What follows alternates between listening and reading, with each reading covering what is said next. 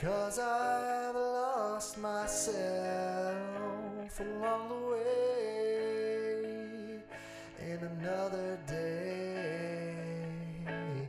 Memories, well, they fade away in the setting sun, and I've had my fun. It's time to stand on my own again and press aside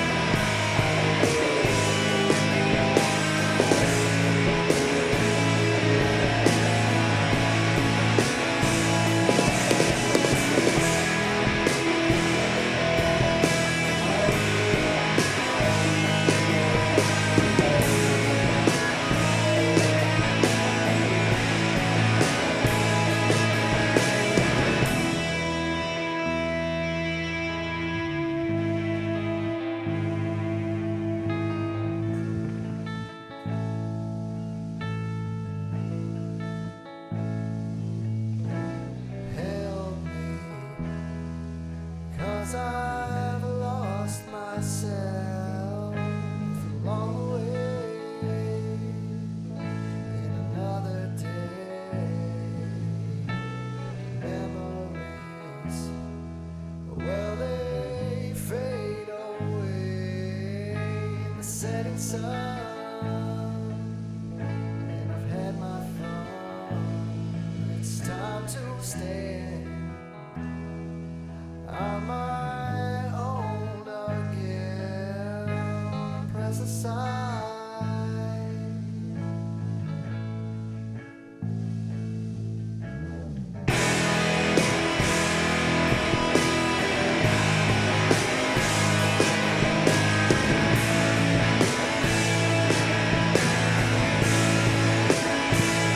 So baby, tell me, did you find yourself along the way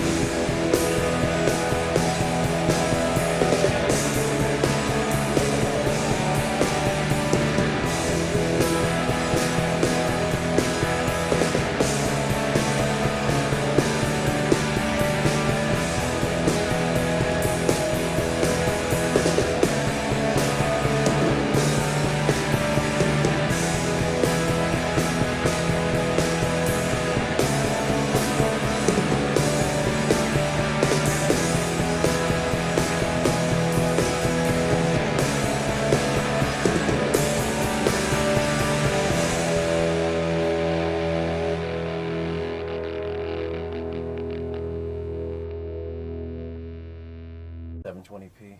It's. It Why do you doesn't- need to see the fucking grains of my fucking skin? It's fine. It doesn't really matter. I mean, how many years, like, when you think about it, when you look at, like what we used to watch on television, like old school fucking Yeah. TV that were this big and weighed like 150 pounds. Mm-hmm. It's like, when I went from that to HD for the first time, I was like, holy shit, the world's not what I thought. It looks fake, you know. It does. It's almost super real.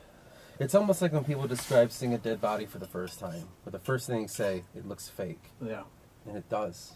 Yeah. In a weird way, but then it doesn't, but it does. It's Yeah. kind of strange. Like, even like a prepared death. So like you go to a funeral, for instance. Mm-hmm. Yeah, It looks fake in its own way, but they still look like they're alive, and it's freaky. You know, all that they got like makeup on them and shit. And it's just. I actually told Kelly, I was like, you know, personally, what I want to do, and I want to play it safe. When I die, so grim, but I do not want to be embalmed. I do not want that. Nope, don't embalm me. That's fucked up. Don't be pumping out my shit. Like, why? What? I get weirded out because, like, why do you need to do that? Yeah. So I can sit in a room for a few days? Like, no. So you don't decompose. Yeah. So I think you can only get 24 hours. You're allowed to be out, and then after that, they've got to bury you within 24 hours or 48. I don't remember. Pretty But quick, I said, I'd have to imagine. I said, do that and put me in a shroud and just put me in the ground. No cremation, no nothing. Because for some reason it feels right. I don't want to fuck around with like. Yeah. I don't know. It's that whole conspiracy. I just don't trust anything. Yeah. Like I know that what the intent and stuff, but embalming, man, it just doesn't seem legit to me. Just put me in the ground. It is weird. And I'll decompose naturally. Yeah. Don't put me in a box either. It's wasting a fucking box for my ass to lay in. You're dead. It's not like you fucking care. The racket. No. Have you been around like anyone like a funeral like that? Like maybe your parents' or something, and you hear how much like that shit costs? Yeah, it's fucking insane. I'm not dude. gonna do that to people. They got a monopoly. I'm not doing that. It's know? so fucked up. It's kind of funny because like they're in a good market. Really good. You know, like everyone will die. Like it's fucking weird. You know. I actually watched the there's these people, and it's kind of like the modern version of a talk show, where they go into VR and they talk to people, and somehow there's like a VR group that you can meet in a hub. I'm not really sure have how like it little works. avatars and shit. Yeah. And people talk about their lives, and there was a guy that worked for a funeral home. He's like, yeah, it's a really business is always booming. You're always making money, you know. Yeah. He's like the hardest, like, because the one kid asked him, like, what's the hardest thing about doing that? He's like, the hardest part of that you've experienced, like, besides like a kid and all that. He's like, pulling, like, when they had to go and this guy got hit by a train and they had to find all his pieces and stuff like that. Like, that's probably the most fucked up thing. But the guy seemed like chill about it. Just becomes, part of your everyday, I guess. It's like it, but it's so. I guess maybe because it taps into that whole. It's very. That's not unheard of. It's called death, and like we all know it's coming. So maybe there's like this like sense of. Like of course, it's not like I'm. There's aliens popping up here, and I'm. Opening wormholes of the dimensions. It's just a fucking dead body. He's probably more down to earth than most people because he deals with that every day. You have to be. I think. I mean, if you're going to be close to death in any way whatsoever. So like my sister's like a CNA. And she works at a it's like an old folks home, but it can also be rehabilitation if you're like extremely overweight, or it's like a hospice. It's like it's just the dying go there, and so she takes care of them and stuff like that. And the amount of death she's already seen and stuff like that. How long has she been there? She's been doing that job for some years, maybe like at most 4. I'm gonna say. I'm not really sure. I don't know how long she's been there, but it's changed her in a very good way. It is really weird. It's because she's get it, dude. It's weird. Yeah. It's crazy how it's almost like you get that feeling of you're brought back to like this is what it's about. Yeah. You're humbled. It's like all that shit you thought was right here. This is where you're gonna end up. Yeah. And I thought about that like as an outside perspective. Doing the job that I do, doing what I do, and then I realized like that's why I kind of stopped caring about so much, stressing and having anxiety over so much of the shit that's been going on. Over worldly things. Yeah. Yeah. Like even just the simple shit like money. I understand I gotta have a certain amount of money. I understand that. I know bills. Well, I'm not an asshole about it where I make my girlfriend pay for everything. But I don't stress. Yeah. You usually you get what you need. and it's As long as you're you smart. realize that. You Just know? be smart. Yeah, as long as you do your half. Like, You know. with some people that blow their money as soon as they get it in their hands. So we know people like that. Yeah. So it's like, you're a grown-ass adult. Like, there's a point where you have can't to go be back home, responsible. dude. You're fucked. Yeah. I mean, you could. But, like, you don't want to live at home. Yeah. You know what I mean? Like, I currently do that. It's, well, like, so that reminds me, when did it stop feeling like a home? Or does it not anymore? I mean, it still feels like home. But Yeah. it's not my home. That's what I'm saying. You know what I mean? Would it, like, your home, like, Yeah. did When that it after you first stop? moved out? Yeah. And now And it's, honestly, probably before. yeah. Like when you're like, when you're becoming yourself as a teenager, like 16 to 18, those like weird years, like you're like testing your dad and shit. You know, like it's weird, it's man. a weird, It is so masculine weird. kind of. Yeah. But real quick about the you were talking about like being around death. There's a sect of some. It's like somewhere in like the Middle East, like India or something. They like literally they go to like dead bodies, and they literally just like meditate over dead bodies. No shit. Yeah, just to like gain that perspective, you know. Yes, that reminds me too. So, going way back in human history, I don't remember the cultures they found this in. Probably somewhere in Afghanistan. That's kind of where civilization comes from. Fertile Crescent area. Yeah. Yep.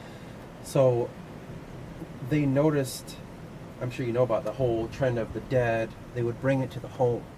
Yeah. And so, like, if dead grandpa, we bring him here, he goes there, then we take him out to let nature do its thing and bring the bones back. Mm-hmm. I think that's what they said they used to do.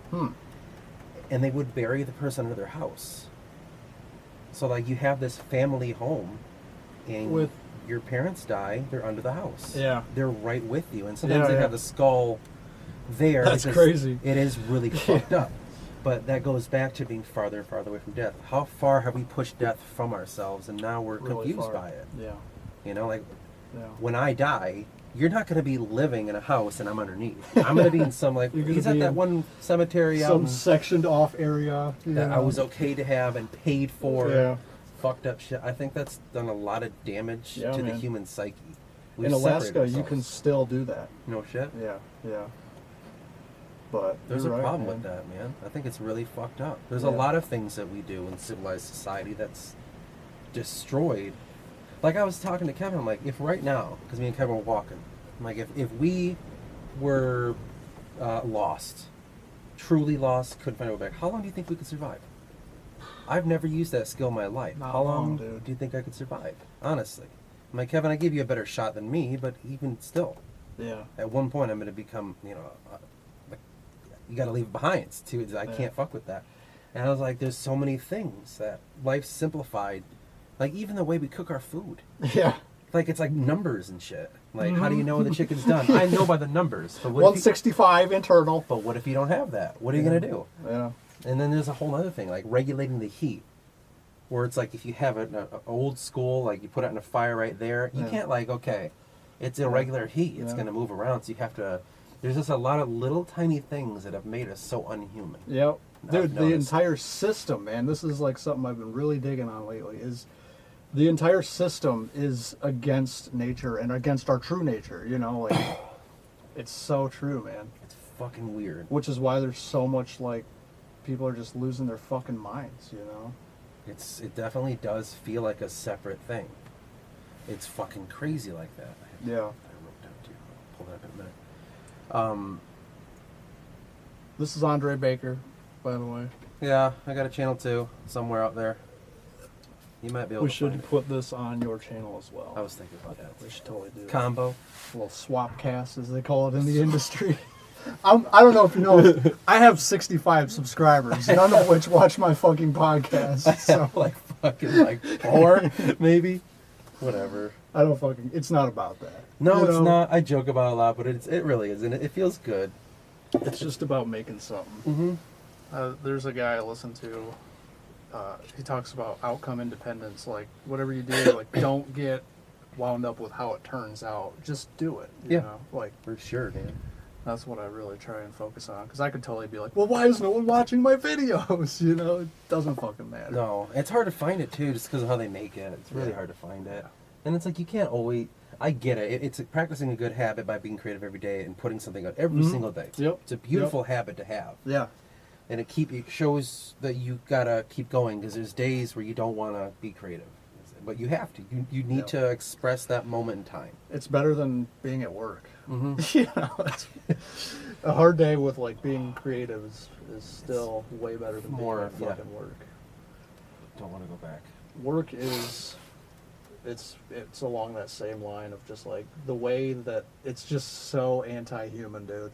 It's You know, the whole system, like we're assigned a number, and like, dude, fuck that. Gotta punch in my fucking number and put my fingerprint on a machine to go into work. You gotta wear your name on your fucking like your slave name, you know. Yeah, I know. I don't like any of that shit, man. It's so fucking weird to go back and pretend like this is totally normal. You're just like looking around like, oh my god, dude, The only I one can't fucking do this shit. I had that moment like out loud. I was young and I was working at McDonald's. It was in my early 20s, maybe 21, 22, I can't remember. And McDonald's is like a factory in there. It's a food factory. One after another, head down, don't talk, you get in trouble, you can't get a full break, you might be able to get something.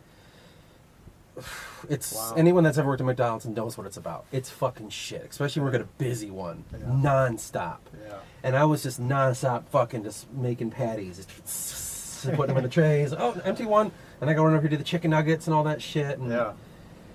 and then I had that realization at work, and it hit me, and I just turned around, I'm like, does anyone realize this is fucked up? They're like, And then no one looked at me, just they're like, am I crazy? This is a nut house. it's like out of a movie or something. Yeah. And no one, they just ignored It's me. like, oh my god, don't think about it. Don't think This about is it. fucked up. Don't look at it. If you don't think about it, it goes away. It was such a realization that this is fucked up. Yeah. I don't like this. I can't do that. It's so, I mean, I feel so bad. There was a woman there that was in her 70s.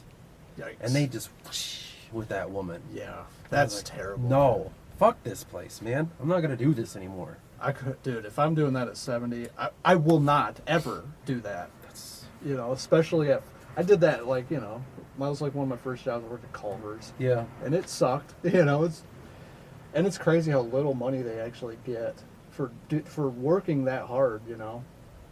You get shit changed and you get paid every 2 weeks. I think I was making like, what was the minimum wage back then? Was it 8? Was it 7? Maybe it was $7.50. Yeah, I can't At some remember. point, whatever it was when I was in my early 20s, I was making like $200 every 2 weeks. How are you supposed to fucking... Oh Not my that I'm God. like, you know, it gets into like the whole $15 minimum wage and like, dude, no matter what we do, the system's fucked. We can't, like, $15 minimum wage is not going to fix it. Because then inflation's gonna go. Yeah. And it's like, well, so like that also happens at work, because I work at this normal retail job, and it's like every time I get a raise up to a certain point, I'm working at $14 an hour. I worked my ass off to get there. They're talking about making it 15. What's the fucking point of trying? Yeah. Because every time I get there, oh, you're still fucking the poor, the working class, whatever that percentile. They can make $28,000 a year. That's below the minimum of, what is that called? Poverty line? Yeah. Yeah. That's where I'm at. Yeah. But I don't live that way, but it's just like, what's the point? Yeah. You know, what's the fucking point of trying? That's the whole thing. It's just like it de-incentivizes people to actually try. You yeah. know? That's how they do our like fucking raises too.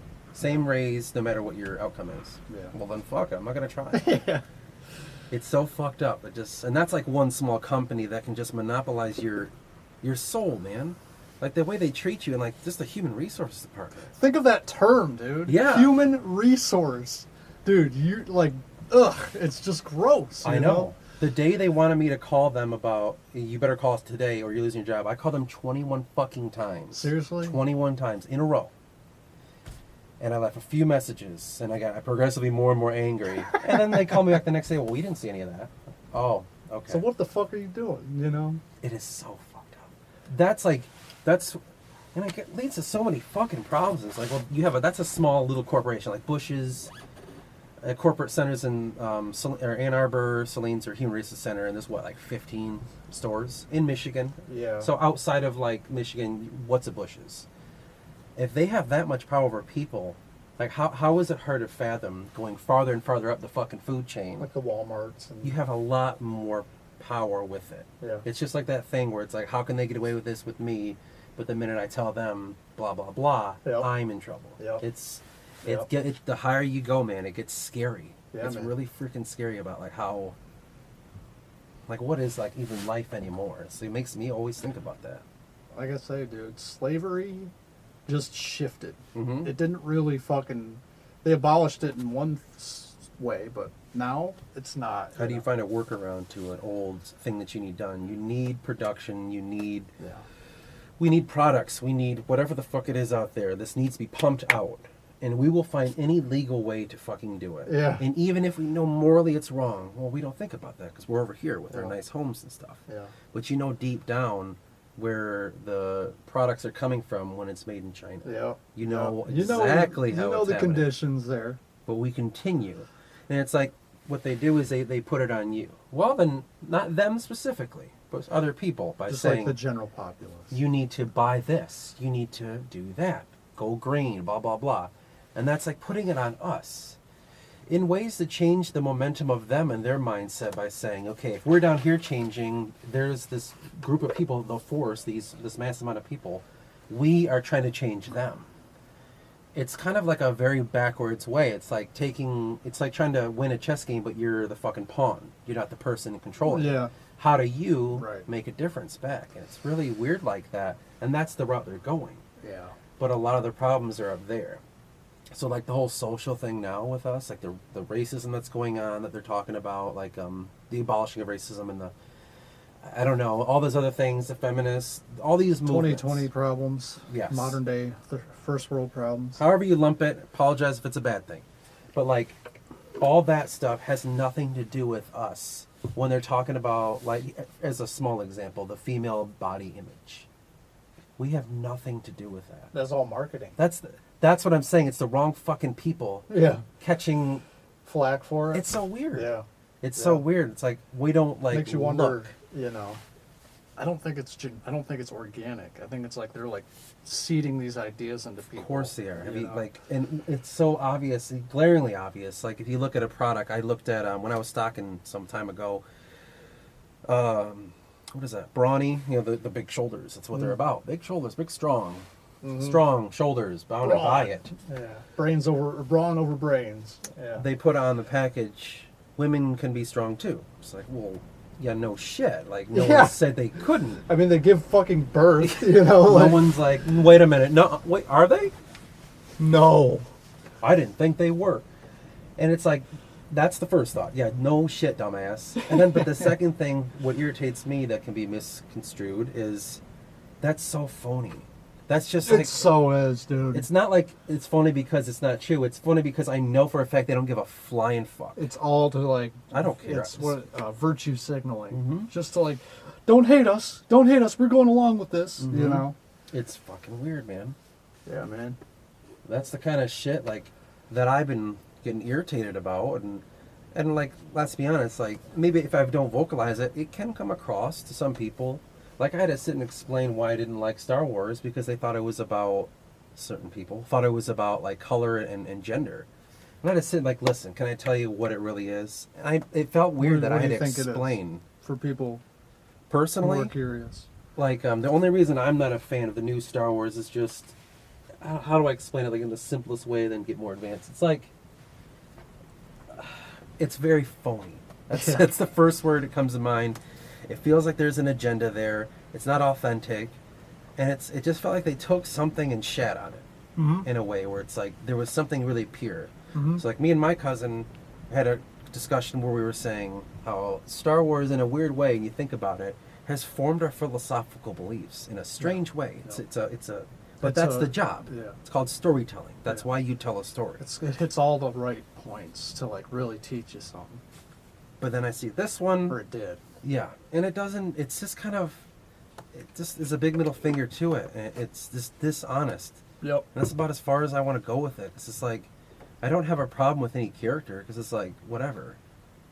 But I didn't watch Star Wars for The woke points. that. I didn't watch it for the rebellion against the Empire. I didn't watch it for a lot of things. I watched it because there's a story about Luke and Anakin and the way the Force works. Mm-hmm.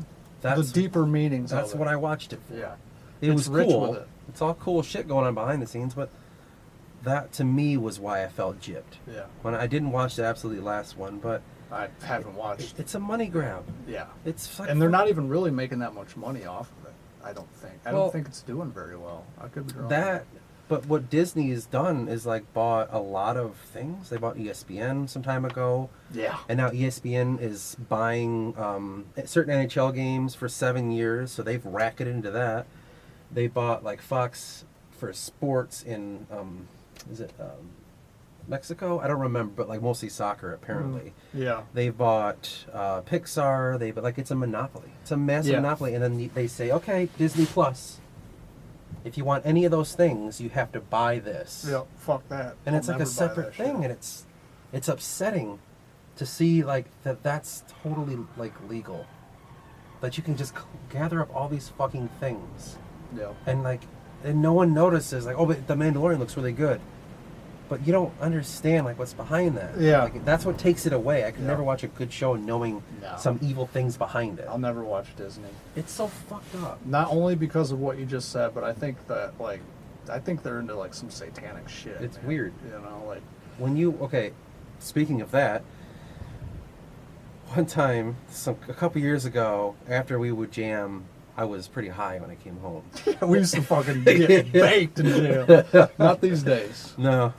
But anyway, my niece was over, because I lived with my parents too at the time. And she was pretty young. I'm going to say maybe 1 or 2. I really can't remember. That age where just like the TV's like just... And I came in absolutely baked, and it was Hunchback of Notre Dame. She was watching that Disney show. I think that's what it's called, Hunchback of Notre Dame. Mm-hmm. And I sat next to her, and we looked exactly the same, just staring, Yeah. jaw, mouth open.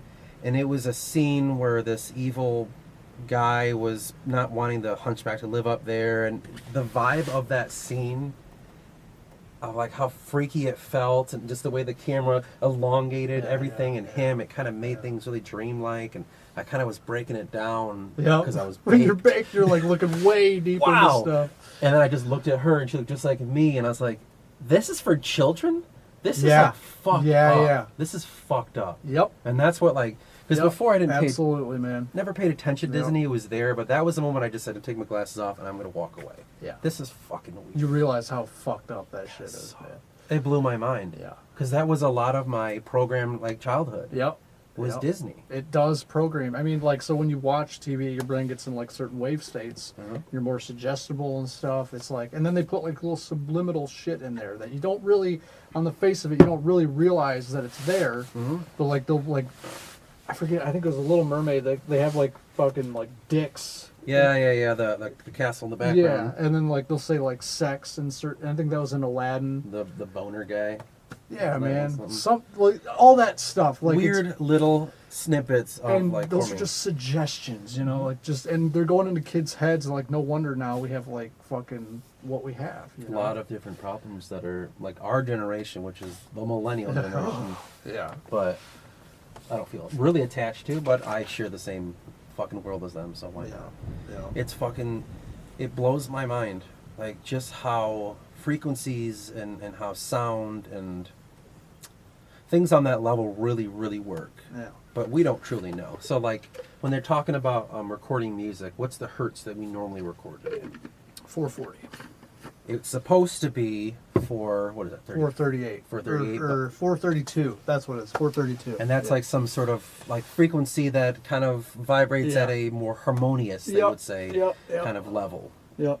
But I don't remember if they said it was something in Nazi Germany. They made something about that. They, from my understanding, is Goebbels? they changed it to 440. People like think that it was like a conspiracy to, Mhm. because like you know how you'll have like those little sand things and it vibrates and it creates Yeah. like shapes. It's really cool.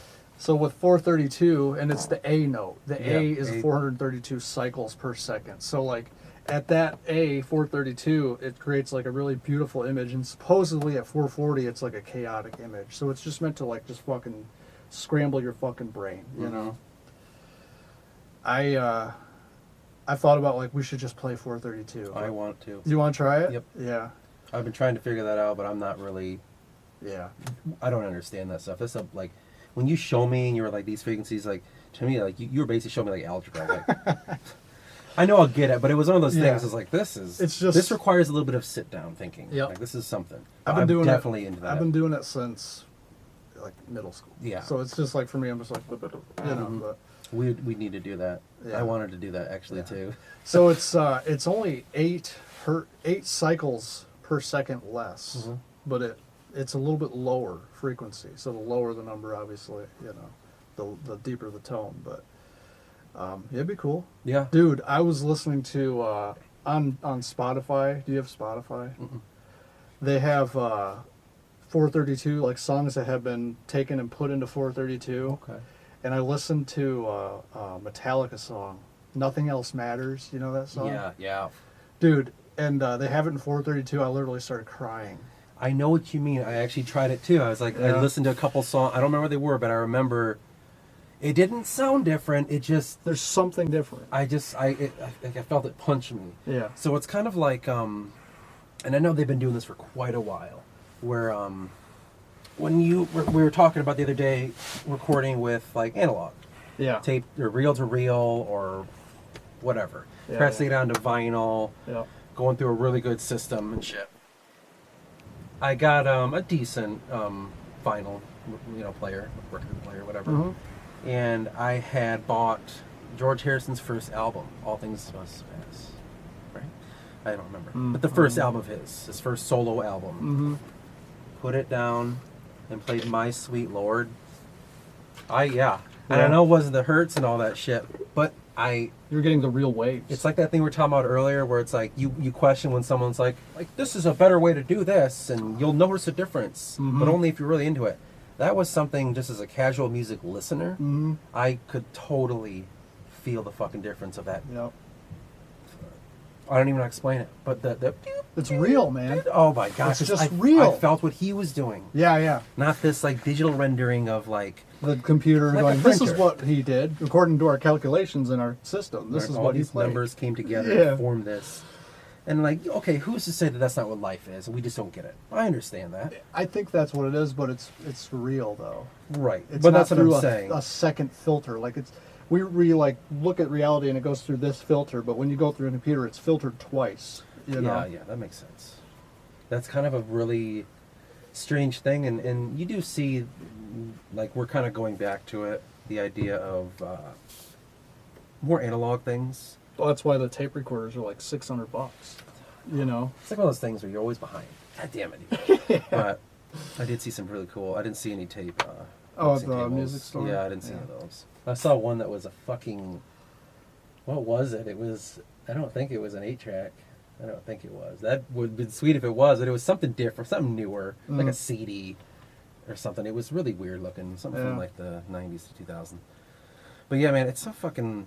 When I think about that kind of stuff, and it makes like, because when I was looking into certain things back in the day, because you first raise a question, you first become enlightened, right? Maybe you meditate, maybe you take something, maybe, I don't know. Everyone's got their own way. Sometimes you just go on a goddamn walk. There's a journey for everyone, and it's their individual journey. Yeah. First thing you feel is good.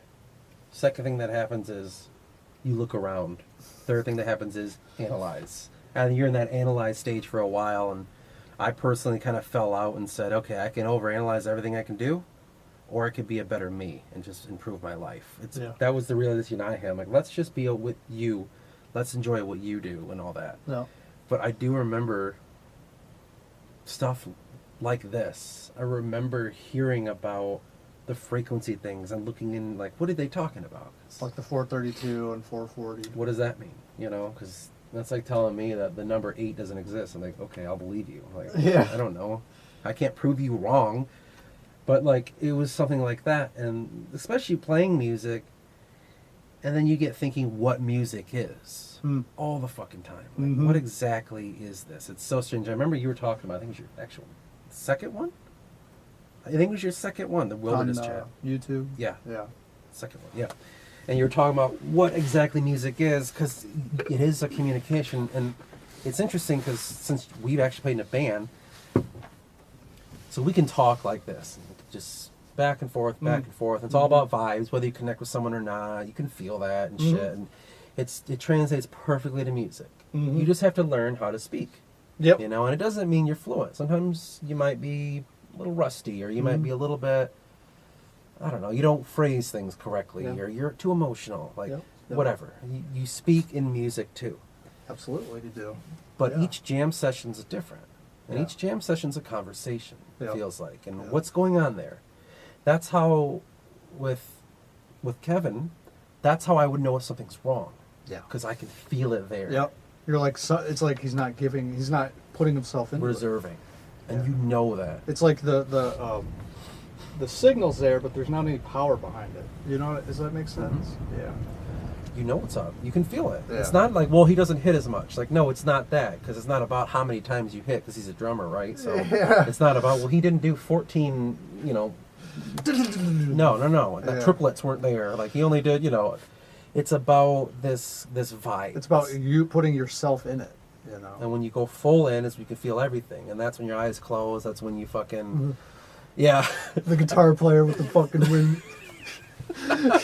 Yeah, like that's what they're trying to represent in like music videos. It's real. It's there. Yeah. You know, or like bass face, drummer face. Yep. Like, it's there. It's just, you know, it's, you get ugly, man. You go ugly when you play. But you're like not even worried about it. Okay. That's like you're not even thinking about like what's my face doing. Or Oh, like, yeah. Like when people play like their mouth moves and shit. I always notice that, you know. Mm-hmm. Or you bob around. Yeah. Or whatever you do. I can't not stand still. Yeah. I don't know how to stand still when I play music. You shouldn't be. If No. if you're not if you're standing still, you're not feeling it, man. No, you know what I you mean? can't do that. Dude, singing was an experience, and I'm want to continue to do that for a long time. Yeah. It was something that opened my eyes to how I felt so much closer to something. That was the first instrument. It was like, You I know? felt close to God. It was crazy. I'm like, Yeah. This is it, man. Wow. I felt good. Yeah. I wanted to stay there Huh. as long as I could. Yeah. But, well, I guess going back to that whole thing is like, for me, what a really, really good jam session felt like was like the same feeling, and I don't know how to express it in a very non-vulgar way, but it feels like coming out of sex. Yeah. For me, it always felt like that. I felt the exact same. Where it's like you get to have this weird mind connection thing. 'Cause Yep. we forget that about sex. It's not about like the loins and all that. It's about this kind There's of a spiritual connection. because you could have both, and you can you feel the difference. Yeah. If you when find you're just a- fucking and you're just like, Yeah, but when you're like truly in making love, it's, you know. it's deep, and Yeah. it's that's where music is too. That realm. Yep. If the music's done right, because the music can be played just like sex. It's crazy, like, you know, just non-emotional. Let's just get these songs down. Someone's not into it. Well, I gotta overcompensate. Yeah. And then you notice, and You're then like, so right, dude. You're so right. That's awesome. I didn't even think about it. I've never thought about it like that, but you can do that. Keep it's going. Keep same going. shit. Yeah, it's all the same, right? Yeah. I've noticed that with like why I've stuck around with music, because it resembles life.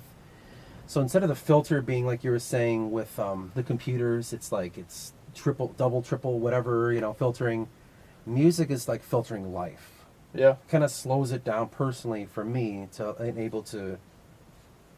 That's why they say like, wow, man, those guys when they play together, you can tell they have a vibe.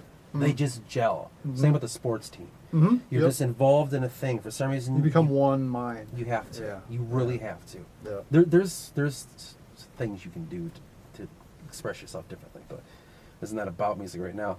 The thing that's what I found with music is it encapsulates a moment in time, especially when you go back and you think, so like how we met just so happened chancely. I'm working at Bush's. Yeah. You just need a job. Your Yep. sister was working there in the front end of that time. Yep, I think she was yep. like a bagger or something. Yep. She was really young. Yeah. She was like 17, 18, That was her 19. first job. Oh, yeah. She was a kid. And so was I. I was like 20-something. We were all kids, Yeah. man. And I was then all of a only sudden, 22, 23. you were working there, and you didn't have to. No. You didn't have to work specifically there. Yeah. The night shift. Why? You know? Like, you're like, because you needed a I job, just need sure. to make some money, man. But that makes me think, are people meant to be around each other, or can people just meet each other and form deep connections? Yeah. As in, Were you destined to meet me there? Or, no, you just were there, and sometimes you could just form really deep connections and you can't explain it. I always think, like, which one could it possibly be? And you could really make an argument for both. Yeah, you can. It's just about how you, I guess, your perception of it, really. Because you'll never truly know. Falls right back in the whole free will versus Yeah. the other one. It's almost the same thing, you know. It really is. It's just a different way to look at it. And that goes against, like, what I tried to do with my next video was logic versus emotion. How you view that. How do you view your world? Through your emotional outlets or your logical ones? You can obviously switch back and forth and shit like that, but that has to do with how you realize that free will versus determinization, and then that breaks down even further. You can find the key to life through the way you do things. It's not about an answer. Yeah. I think. That's like just my theory about it. Like, Yeah. I can understand more about a person by their body language than I can by their, like, I don't know, the shit they say. Yeah. You know, you can sense it. You can tell when people are just bullshitting you know. I mean, it's obvious. When they train people to spot lies, what's the fucking first thing they do? Yeah. Watch the body language. Look at the eyes. Look at what the hands are doing. Yeah. It's the key to unraveling shit. It's really weird. It'd be like if we were having this podcast and I'm just like, Yeah. and you're just talking, I'm just like, Yeah, so something's there. What's up? What's up? what's up, bro? No one's fighting. No, but that's true. It's definitely, like, we forget that. I remember I had to tell my cousin that because he worked at the night shift too some years later. Really? That's why I met him. Oh, wow. I met everyone. You're like, hey, are you my cousin? Yeah, we're related. Okay. Nice. He was a shit worker, and I was like, dude, like, and he didn't believe me at first. I was like, the way you're working right now, that's who you are as a person. So you're never going to be okay until you fix this, the worst part of you, what you hate the most. That's who you are. Yeah. That's true. bullshit. That's bullshit. Like, all right, Okay. man, I'm not fucking with you. I just want to say something to hurt your feelings.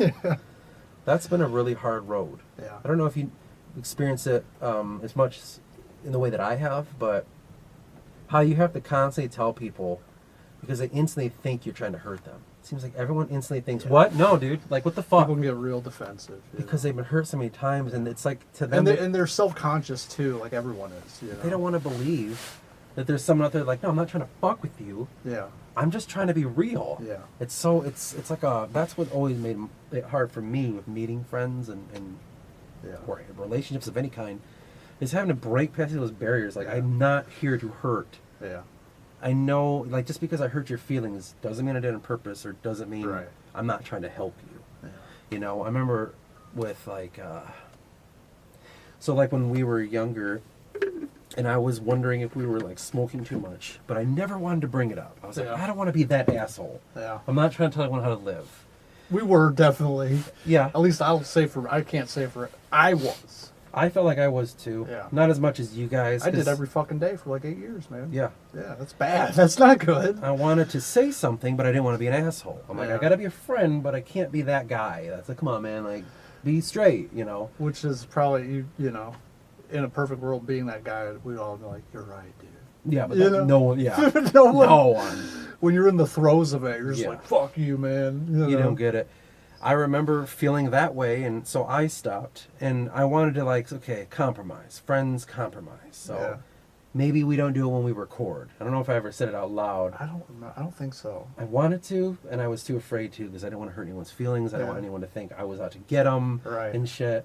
Because that's when, like, if I can remember correctly, which is hard. I remember Kevin was really going through a hard time. Because Yeah. this was like some... Was this before Philly? Yeah. Must have been. Oh, yeah.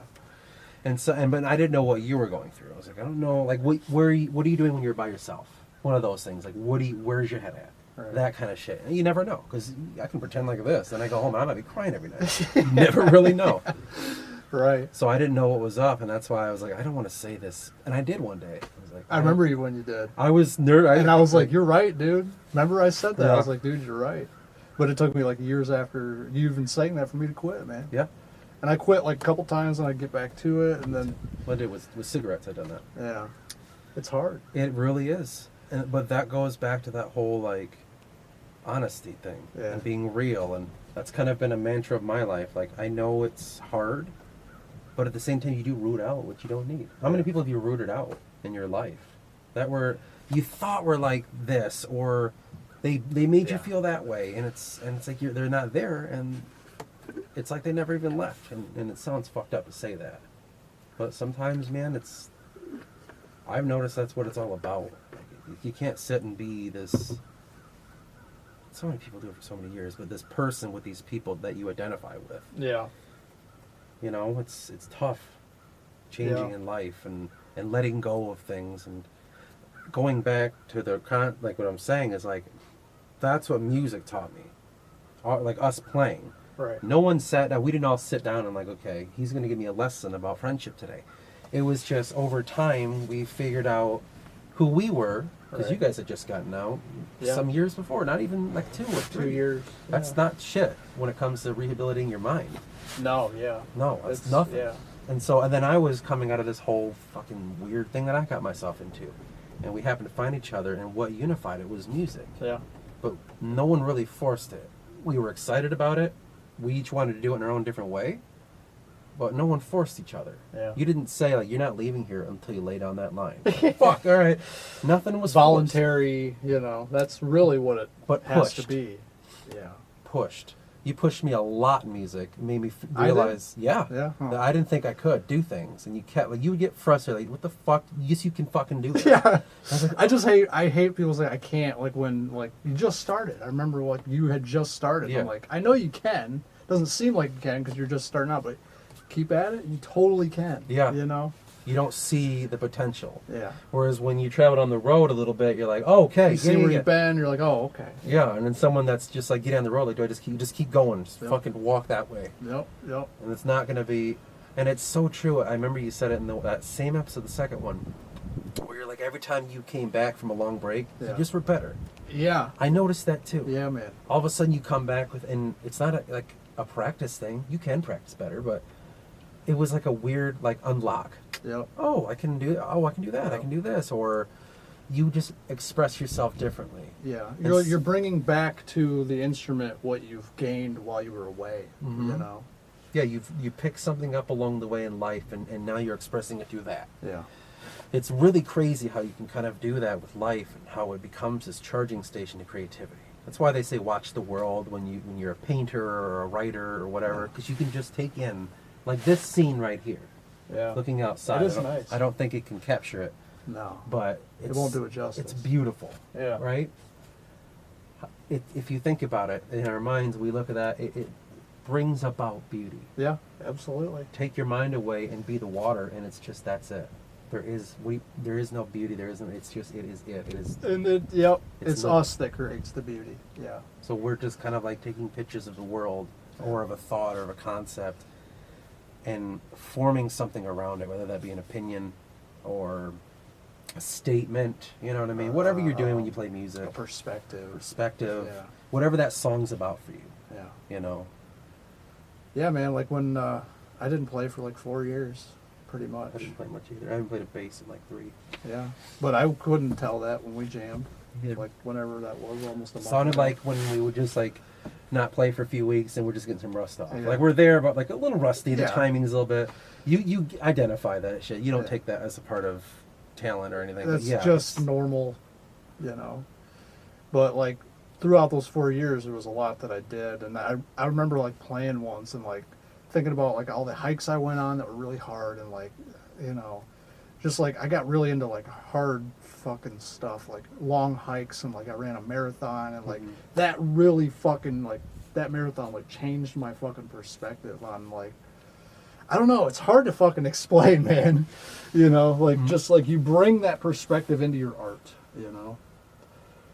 And the marathon thing, man, really taught me a lot about like perseverance as I spit. You told me that you didn't tell me. You said that when you're doing that, Yeah. it felt like you went through a life. in It a was sense. like a life, man. Like the ups and downs, and the Yeah. hard part, and the easy The part. pain, dude. Like just the pain, like the physical pain, and pushing past it, like it gives me chills, man. Mhm. Just like because you don't realize how capable you are of stuff, and and it's just like I can do anything, man. Like Yeah. I don't know. It was really an important thing for me, and to bring it back, like you could bring those lessons back into your art, music, or Whatever. whatever art you do, Mhm. because it's all, anything that you do is art. You're recreating the world that you see. Mm-hmm.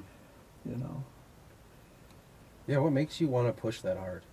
What makes you always want to push yourself? I don't know, man. Is it like, okay, maybe I'll express it. Is it like, this is just what you do? Or is it a sit down, like, I need to go here and see if I can do that? I feel compelled to do it. Compelled? I'm like, I have to fucking find the edge, dude. Like, I just, like, I have to. I had that same energy, like, when I was doing smoking a lot of pot, or, like, 2016 in February, I took mushrooms, like, every fucking day for, like, a week. And I was just like, I have to, like, get all the way out there. Yeah. Just to see, like, what happens.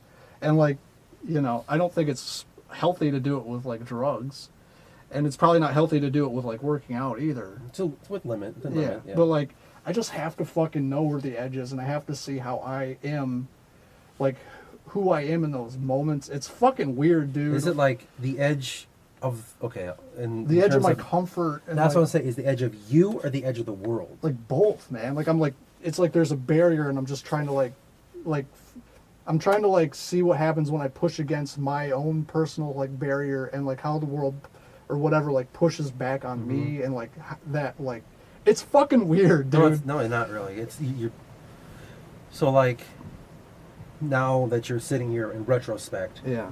and I know you're going to continue this your whole life. It's yours, even Oh, being. yeah. Do you think there's an answer beyond that barrier? Do you think you're looking for an answer that's beyond that barrier, or you're trying to find where it ends, and that's the answer? I don't think I'll ever find where it ends. I think I'm just trying to, like, just find myself in that, and, like, to learn more about myself.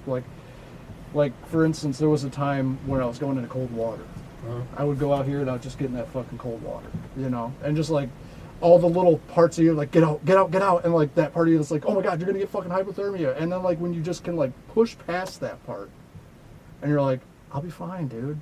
And it's like when you can learn how to, like, handle that part of you that just freaks out, like anxiety, like, it just helps you, and it's like hard. growth. It's so fucking, like, crazy. It's not, because it's growth through strength. Yeah. It's almost like you could say that you're strengthening your will, your soul, Yeah, your exactly. The consciousness. Will. That's Yeah. what it is. Like, I just want to fucking, like, I want to be stronger than my weakness.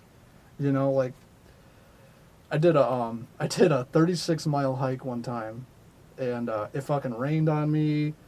I had my pack with me. I wore the wrong shoes, and my entire bottom of my foot was just a blister. And I'm literally hiking. I must have had like 4 miles to go, and I'm literally hiking, and I'm crying while I'm walking, like, literally, like, because it hurts so bad. And just, like, I got back to my van in here, and I just sat down, and, like, dude, just the way it feels, it's so fucking, like, it's rejuvenating. It's rejuvenating, and it's real, man. It's fucking real. It's fucking, like, and you push past those weaknesses, and so when you get into, like, everyday life, the mundane bullshit, and you're like, it just helps in some strange way, man. That you can kind of cope with that whole the ups and downs of just fucking whatever, the normal life and shit like that. Sitting in a house, going to a fucking job, or paying this and that. Yeah. And, like, I have this thing in me that I'm like, I'm not good enough. I like this, just like whatever it is from upbringing or whatever, the world beating our asses all the time. Like, I'm not good enough to, like, I don't feel like I should be involved in something. And, like, when you do those things, you're like, I am fucking good enough. Yeah. Look what I've fucking been through, you know? And, like, it's just, it's good. It's for you. For me, it's not for... I know what you mean. But there's ways that people can do it outside of, like, fucking, like, that. Some people do it for them.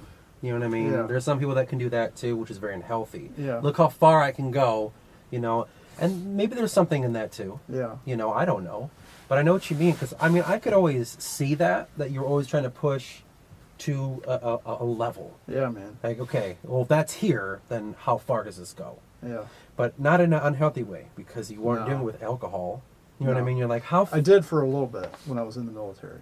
But there was reasons for that. Yeah. It wasn't out of nowhere where you're just like, he was a healthy, fun person, and one day he's like, you know what, let's get fucked up a lot. No, things happened. Yeah, you're right. Yeah. You took your experience and even carries to your negativity. So, like, the way you perceive life, the way you want to, it can also, like, go to, like, if you have a down day, it Mhm. can go down there too, Mhm. that far. How Yeah. far can I get down? Yeah. That can happen. I'm I not try saying not you do to. it. I try not to. I Everyone used to has do their it. days. Oh yeah. You know, Yeah, of course, man. It's one of those things where, it's just human, man. and they could say things like, people that do that, they're searching for something, right? We're all searching for something, but that's very actively searching. Some people want to matter to people when they do things. Yeah. So if you understand you're real, like, who am I as a human? As long as you're not doing that, because I remember when we first talked again, I was at Bush's, you came in, you bought some dog food or cat food, and then we went out and talked Yeah. for a little bit. Yeah, I remember Yeah, that. yeah. Yeah. That's when Kevin was seeing that one girl. I don't remember what year that was. Katie or It must have something. been 20. It was pre. 18 something. It was pre-Corvid. Yeah. So that was 2018, something like that. Anyways, go on. And you were talking about, I'm just not into music. That was, you were there. You yeah. were not into it. I was not about it, dude. The thing you said first, and I didn't say anything about it, I was like, I get it. You said, I don't want to sit and have to play the guitar and feel like I have to fucking prove something to anybody. In your own words, you said, No, that's dude. Yeah. like, I have to be this thing for people. Yep. And I remember something that you told me, because when I thought that, you told me, well, it's not about them. Fuck those people. Yeah. But I didn't know what that meant. And then I Yeah. watched you. I was like, but I didn't say anything. I was Yeah. like, I get you, man. Like, if you ever want to Just jam, letting though, me go through it. yeah, because Yeah. that's Yeah. the best thing you can do for people. Yeah, really, it really is. Unless they like have like, you know, like I got a gun at home. I'm just feeling suicidal. Like, yeah, okay, I'm not gonna let you go through there's that. a limit, but you're right. Yeah. You kind of, I mean, how many times have you done that for people where it's like you're on a hike or something, they're struggling, let them struggle. They'll figure it out. Yep. If they're gonna, like, you know, I've done that drown, with Kevin multiple times, dude. they got to do it. You just me gotta too. get I remember through there it. were times where we would hike and I was like, I don't want to get stoned and hike again because I couldn't think.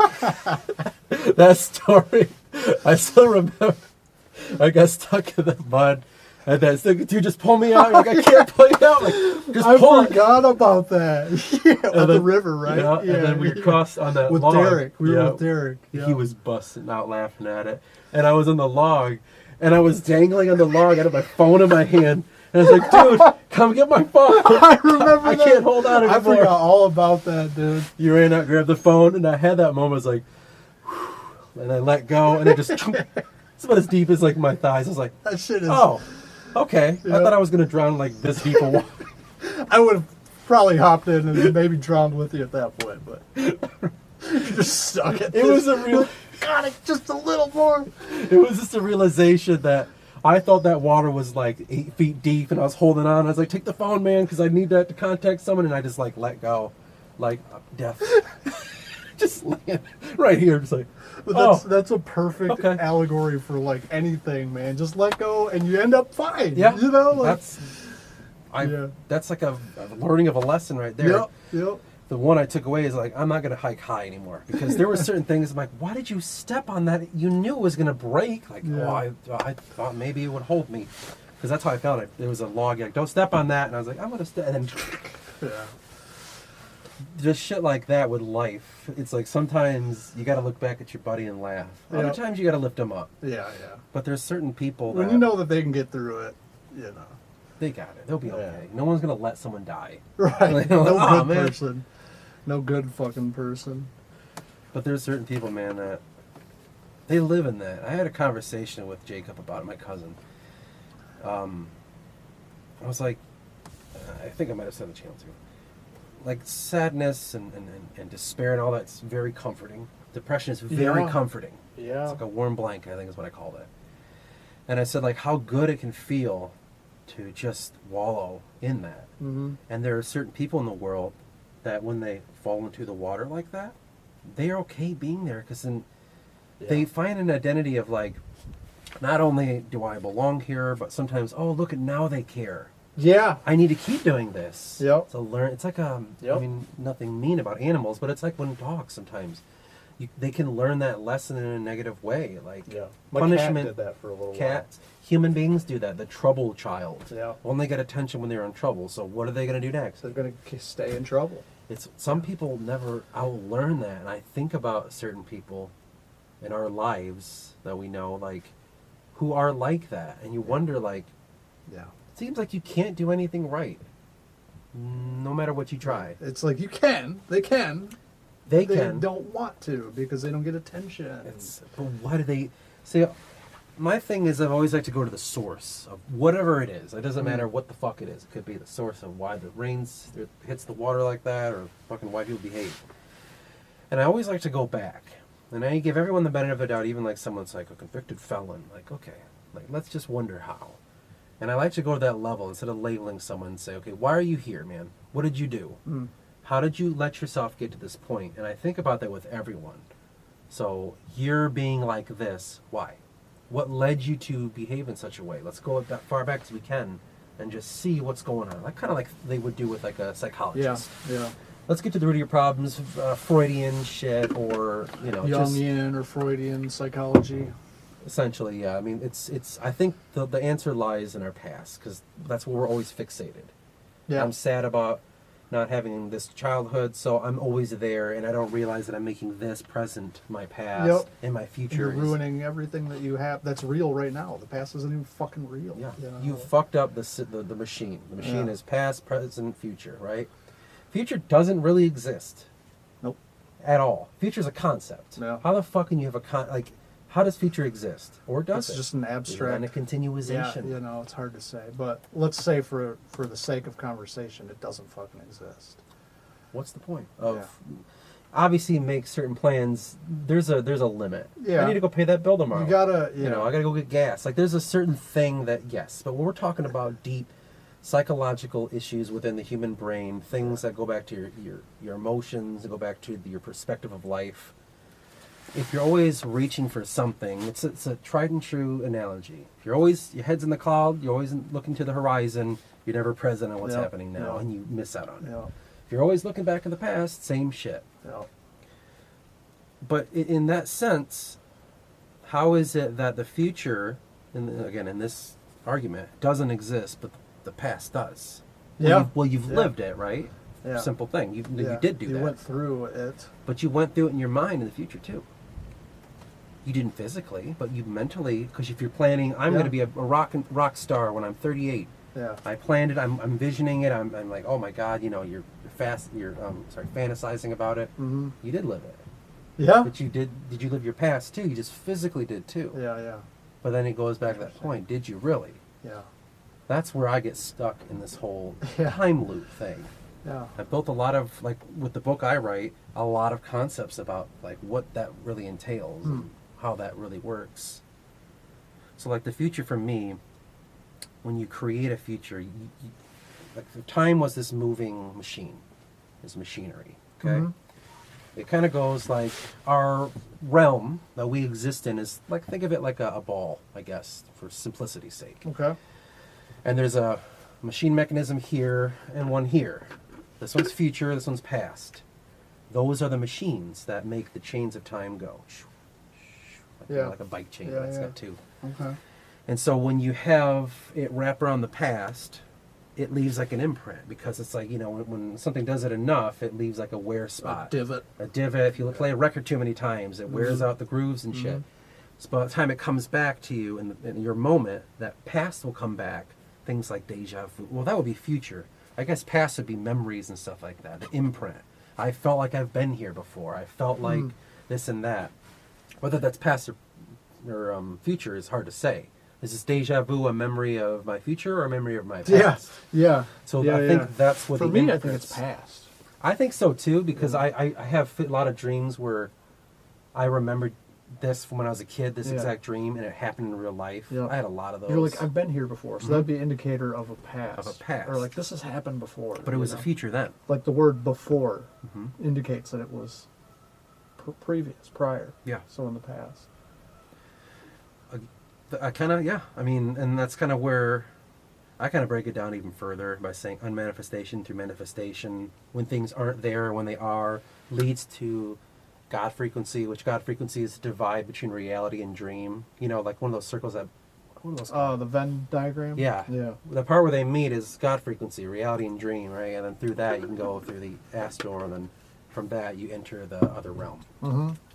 Interesting. So yeah, I'll talk about depth when I... at this another point. Yeah. But that's kind of where I formed my questions about, like, time. FedEx, interesting. Yeah. When We're out I here in the fucking woods, a FedEx truck drives by. I gotta get high real quick. You can just drive. Okay. But yeah, like, because I remember I was at work, and this is just something that I thought of. I was like, I kind of touched on it a small bit with you. So there was someone in your family history that lived and died. There was a lot of people, but think of one person. They like lived, they were a child, and now they're no longer one, right? They're gone.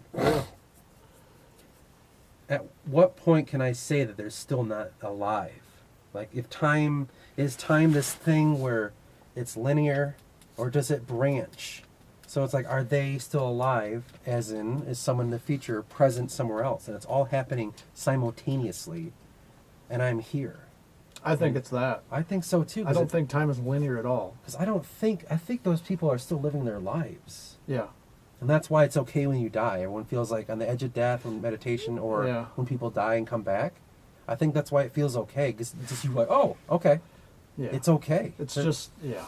It's our minds that, or not our minds, but our human perception that thinks time is linear. Because we can't really, it's hard to like, without getting too abstract, it's hard to think of it as being all happening at once. And we're like deciphering it through here, you know. And that's based upon the frequency that you find yourself in.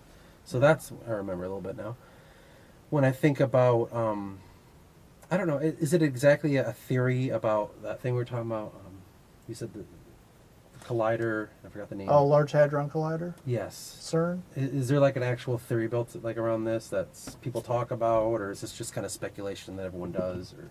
Oh, some people think that that's the Mandela effect is caused by CERN. They're like the dimensions are like, you know, like shifting and stuff. Like we've maybe jumped through a black hole or whatever it is, or the dimensions have opened up, and okay. Yeah. So going with that whole thing. Yeah. I don't know if it needs to be explained anymore. Mandela effect. Mandela effect. Yeah. Going with that like logic. When I was shown certain things that like somebody was like, look at these things, and you tell me, don't you remember this? Don't you remember that? And I didn't remember the things that they said they did. What were some of the examples? Stupid little things like the way JCPenney was spelled. Yeah. I don't remember It's any. a lot of logos. I don't remember that. Okay. All the things they showed me, I'm like, I remember that there. Or they said Skechers had a T in it. Like, it never had a T in it. I don't remember having a T. Me neither. Yeah. But then the whole theory, let's make it the biggest example, is because everyone thought Mandela died in prison. I'm like, no, I remember it was a big deal because I saw on TV. I'm like, wow, he looks like Morgan Freeman. Yeah. I'm like, he didn't die in my world. Yeah. I swear to God, I saw him. Yeah. And it got me thinking about levels with time, with present, past, future, all that shit, with dimensions. We can all live in the same place, but we all view the world differently. Yeah. And that could even be the same for what realm and what reality we find ourselves in. Yeah. Dude, you're so right, man. It bleeds so hard that it's so wide open that we can just sit here and we're in the same van. There's an X right here. Yeah. You can see that, right? Like, no, it can be that simple, but it can also be vastly different. Yeah. Because it's the easy example is, I look at this tape and I had something happened to me once, and someone, I don't know, and I have a negative reaction towards this, where you look at it, you're like, I fix things with that. It can be that simple, or the way that the world reacts to us. So I think the world, in my mind, I had a theory, like, what if the way I'm reacting to the world is because I'm a different level, because I don't remember any Mandela effect. I don't remember the Berenstain Bears being spelled differently. I don't remember all these little things are the examples I wish I could remember, but I can't. Yeah. But just like here's things that you might remember, like the big statements. They didn't do that to me. The world seems the same. What if for certain people on certain frequencies were affected by this dimensional shift? If we talk about people that are like, and not to be mean, but some people are lower frequency. What if people that are different frequencies were affected and shifted only in their mind state, not in their physical state, into different dimensions, and they're processing, and that's why we see problems happening. That's why we see people making stance against this, doing that. It's a great idea, man. And some people don't because their frequency didn't allow them to. Again, we're talking about hertz and shit too. Dude, it's literally like, that's why you can tell someone something that to you seems so obvious. Yeah. And to them, they're just like, no. Like for me, it's 9/11. Yeah. And some people just cannot see it because maybe in their fucking world that's not possible. And that's emotional driven stuff, right? Yeah. So if I'm I can't say, but there's there's a guy that, you know, who says 9/11 was done by, what's this story? It was done by Al Qaeda? Saudi something? 19 people from Saudi Arabia. Yeah, and then they were funded by us. What's his face? Osama bin Laden. Osama bin Laden. Yeah. And he was a terrorist against the ideals of American way because of... Okay, yeah. Yeah, so that. someone can hear that and say, that's it. That's legit. Yeah. Now they watch the trade centers happen, and it's a travesty. No We one's all arguing saw it. that. It's not like You that know? didn't happen. Right. But the idea Some is, people don't, you know. But who knows? Because we only saw it on fucking TV. You know, we weren't there in person. I know. You know, so it's so hard. It's not a man. crazy concept to go that way. I don't think. I don't either. But the thing is, when someone looks at that and says, proof, look, it did happen, and we went to war, right? So a really good example that this affects people is like veterans. Yeah. So there's the veteran that went over for his country, right? Everyone did. You That's don't why go you- over for yeah. fun, or you don't go Yeah. over, well, yeah, I guess. Some psychopaths do. You go over because you feel like it's a duty, and there's a Yeah. national kind of identity that you're a part of. Patriotism. Of course. Yeah. And you're enduring this thing, attacked on our own soil. You need to go over there and make this right again. What young boy is going to think? No. Not a lot. Pussies, Especially with all the essentially. programming through the Dude. media that Yeah. goes on. Recruiters at their fucking graduations. Like, come on now. Yeah. Yeah. That's not fucked up to you? Let them fucking just... Okay, anyway. So, when they go over there, and then you have a very, very bad experience. Very negative. And then you come back. And this is where I don't want to offend anyone, because I don't mean to. It's just... But then that negative experience, no matter what it was, is built on what? Being there. Being there's identity was what? We were there because it was a terrorist attack on our own soil, and we're going over there to ensure freedom because they're overthrowing the government there and they need to be eliminated, right? Freedom. Yeah. So their negative experience is built on a concept that was constructed. Yeah. And so it's really easy to keep somebody like that in a box. Yeah. It's really sad. It is, man. But some people had a negative, very negative experience, but came out on the other side. Why do you think it was, so in your life, for instance, how can you say what had happened, you were like, no, I'm not gonna, because of this? Like, what made you steer away from the accepted kind of truth? Because I just saw them for who they were, man. I just saw them as people. Yeah. I just realized, like, oh, these are actually, like, human beings. Like, they fucking feel emotions. Like, Yeah. and just seeing, like, them, like, you know, and just to, like, think of the fucking, just to think of the situation that they get put in. So they either go along with the rebel groups in that country, and then they get rounded up by us, or they go by us and they get fucked up by those rebels. Like, no matter what they do, they're fucked. You know, it's like, and I just, like, realized it. And all the conditioning that happened throughout the years, like, it just wasn't strong enough for me. It wasn't strong enough to keep me from realizing that point, you know? Do you think maybe that's why you push yourself to your limit, because you don't want ever to be fooled like that again? Yeah. I will not, like, dude, it was like, it was hard to, like, realize, like, that's why I'm, like, always searching, like, I need to know exactly what's going on, because I will not be fucking fooled again. No, because no. of how fucking hard it was for me to go through that. Oh, because it makes sense that you're almost like reliving, pushing to your hardest boundary, because the little things you tell me, Yeah.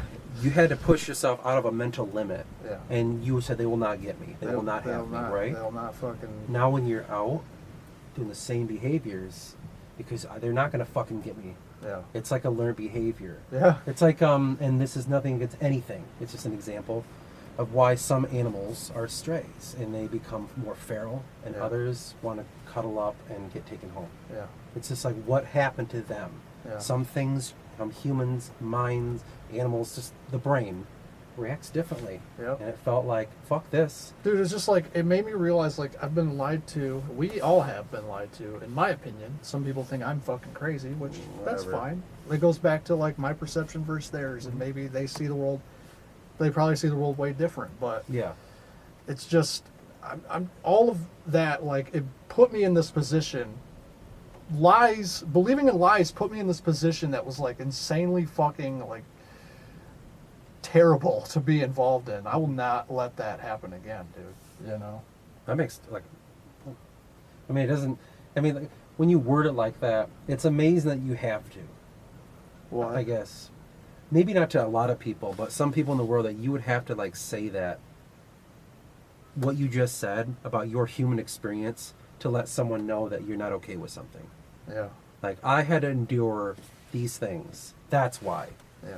And someone would look at you and, like, and judge and not know. Yeah. It's so fucked up Yeah. to think, like, And that's fine. They, you know, if I could take what I have in here and put it in their brain, they would totally understand. But Yeah, you no. can't fucking do that, you know? you can with certain people. Yeah. It's yeah. just- it's people hard. who are receptive and yeah. It's hard to find that. Yeah. And that's where it comes across, like, Well, they would have to dismantle the entire structure of their understanding that was built. Yeah. And that's hard, man. to, like, the foundation. Yeah, that's fucking hard, dude. It is very And hard. I understand why it's hard for people. Like, I'll get in conversations with some people and they just, like, they change the subject. You gotta want to. You gotta want to Yeah. change. Yeah, It's I feel like it's growth. yeah. So, like, when I look at someone, and again, it goes back to trying to put yourself in their shoes. Just empathy, right? Simple word. It's hard practice because you're jumping into what they feel. You're going through it with them. You're allowing yourself to like just be with them. Like, what is that like? I know I can't be there at that time with you. Yeah. Let me go through it with you. Yeah. You decipher and you just throw out, "Oh, that must have felt like this," because that's what I would have felt. Yeah. Empathy. Yeah. Simple thing, but some people think it's hard. Yeah. And sometimes you have to like fucking expand your mind into how you look at. If you start describing this cup in a way that I don't understand, I can't just like, no, well, that doesn't. No, let's talk about the tree over there. No, like I'm just gonna say, okay, I guess I didn't know it was made of that material. Okay, I didn't realize that the ridging. I didn't notice that. It's just Right. that's why we all have like subjective eyes, Yeah. living separate lives. I didn't mean to rhyme. Like, Just a poet. yeah, that's why we do that, right? Because like, how in the other way could we perceive this world if it was just one hive mind? Yeah. And I know we Yeah. can tap into it. You Yeah. truly can. Yeah, yeah. I mean, look at people in groups. Yep. Yep. But Mob mentality. it's not a good idea. No, it's not. I was just making sure that mic's still recording. This whole time. Whatever. I mean, we'll get audio on that too. So. I think it's part of an experience that you have to like. I really truly feel if someone says, you know, for some reason to me, what's something you suggest? I really say like true empathy and truly listening. Yeah. Just try it. I swear to God, It's hard, was- man. It really is, but sometimes you have to. Yeah. Yeah. You can. It's like pushing yourself to a mental limit. So in my way, in my life, talking about how you lived your life, in my life, I felt like I was doing that more here, and again with more emotions. I'm trying to push myself to my emotional limit, trying to see how deeply I can feel, how hard I can understand, and this and that. That's how I like to perceive the way I look at things. And so for me, it's like a test. It's like, okay, like you don't know a damn thing about this person, but like melt, become them for a moment, see what it's like, and then just see what you can pull out of that. And maybe you can help yourself by someone else's experience. It's very easy to do. You know, okay, well, I'm not gonna touch the stove after he did it because he burned his hand, like stuff like that. But it also it helps you realize kind of the problems that happen in the world. Yeah. And so that can go as far as consciousness, I think. So when you look at as an example, the feminist movement right now can be very, very mean, especially to Yeah. a man, okay? Oh, yeah. And it's okay. Here's why. Personally, this is my feelings about it. I think that that's the first time no, not really, but it's a very rare moment where consciousness has come together, and the consciousness of the feminine has come together. And it's a new concept because women were able to vote in what year? 1920, I believe. Women voting. You know Yeah. what I mean? So like 1920. And also being portrayed in movies and everything, books and stuff like that, as objects for so many years. And they're stepping out of that with hatred. Because it's like when you leave your home for the first time, or when you don't want to be controlled by your parents, you're going to rebel. Yep. And that's the first step of human consciousness. And so you're seeing that now where it's kind of mean. But so were you when you were a little kid and you thought you knew more than your parents. Mm-hmm. Not to say that they're kids with parents. This is a growth But of it's the same consciousness. behavior. It's the same exact behavior. Eventually, over time, they'll figure it out. Why do white people seem okay? If you were to call me a bunch of racist names and you weren't white, and I'd be like, my consciousness that I'm part of has been up here for so long. It's like I don't dip down there. Yeah. Because of all the experience of my life. Yes, there's poor white people. I was one. But throughout the history of the world, we have been up here. So we don't really have this kind of like It's not like trouble. It's not a sore spot. That's more of individual. Yeah. Like little man syndrome. Yeah. Or guys that beat their wives and stuff. They're totally, that's separate. Part of the consciousness is okay for us. Yeah. Basically. We could go and like, it's just, we're not questioned. Yeah. Essentially. I could Yeah. show up in a neighborhood at night and no one's going to, Yeah. unless I grow my beard out, I notice, but Yeah. after a while, it's just like, hey, he's just a white guy. He's fine. He's Yeah, chill. yeah, He's driving his yeah. car. He's wearing a flannel. He probably is going back to his farm. Yeah. You know, like, and that's it. Like, Yeah. you get labeled, but it's a good labeling. Yeah, I'm not yeah. threatening to anybody. I hope. Right. And that's why I understand with consciousness comes growth. And so, and you see it with Black Lives Matter too. It's the same exact thing. It's going through a growth. The first thing someone does is oppress when they felt oppressed. Yeah. They become the oppressors. Yep. They become This is the bully. The kid getting bullied becoming the bully. It's a natural human growth. It's Yeah. going to happen. It's just because it's consciousness, it takes so long. It takes generations. Yeah. So you To think everything's going to kind of even out? Oh, not gonna. Oh, me? Yeah. Oh, I thought you meant they do. No, yeah. You think eventually it's all gonna? if we try, Yeah. but we I hope can't so. also try to make something else better.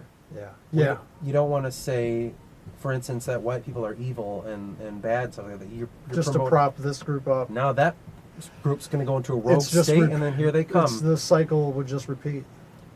That's what's going to happen. You have to find true growth, but it's not fucking out there.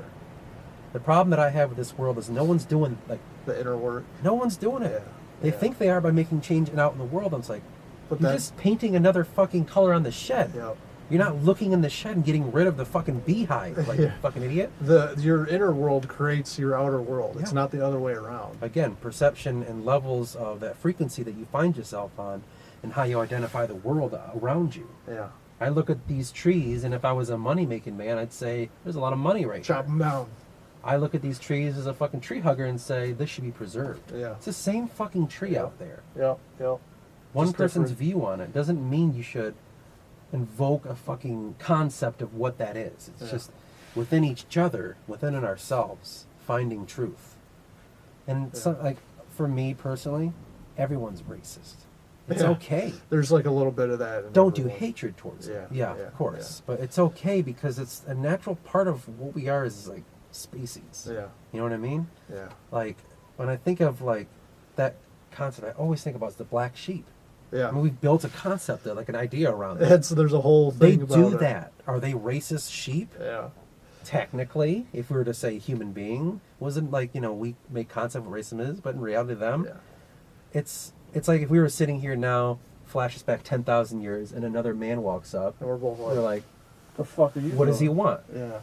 This is ours. There's a fire here. We got food. Yeah. Fuck you. You better Yeah. get the hell out of here. Yep. Yep. Well, they're racist. Yeah. Because it's a survival instinct. Yeah. Yeah. We don't yeah. know how to shed that survival instinct. Because Yeah. what is every racist in, you look back in the 50s and the 60s, all the way back, they're all afraid.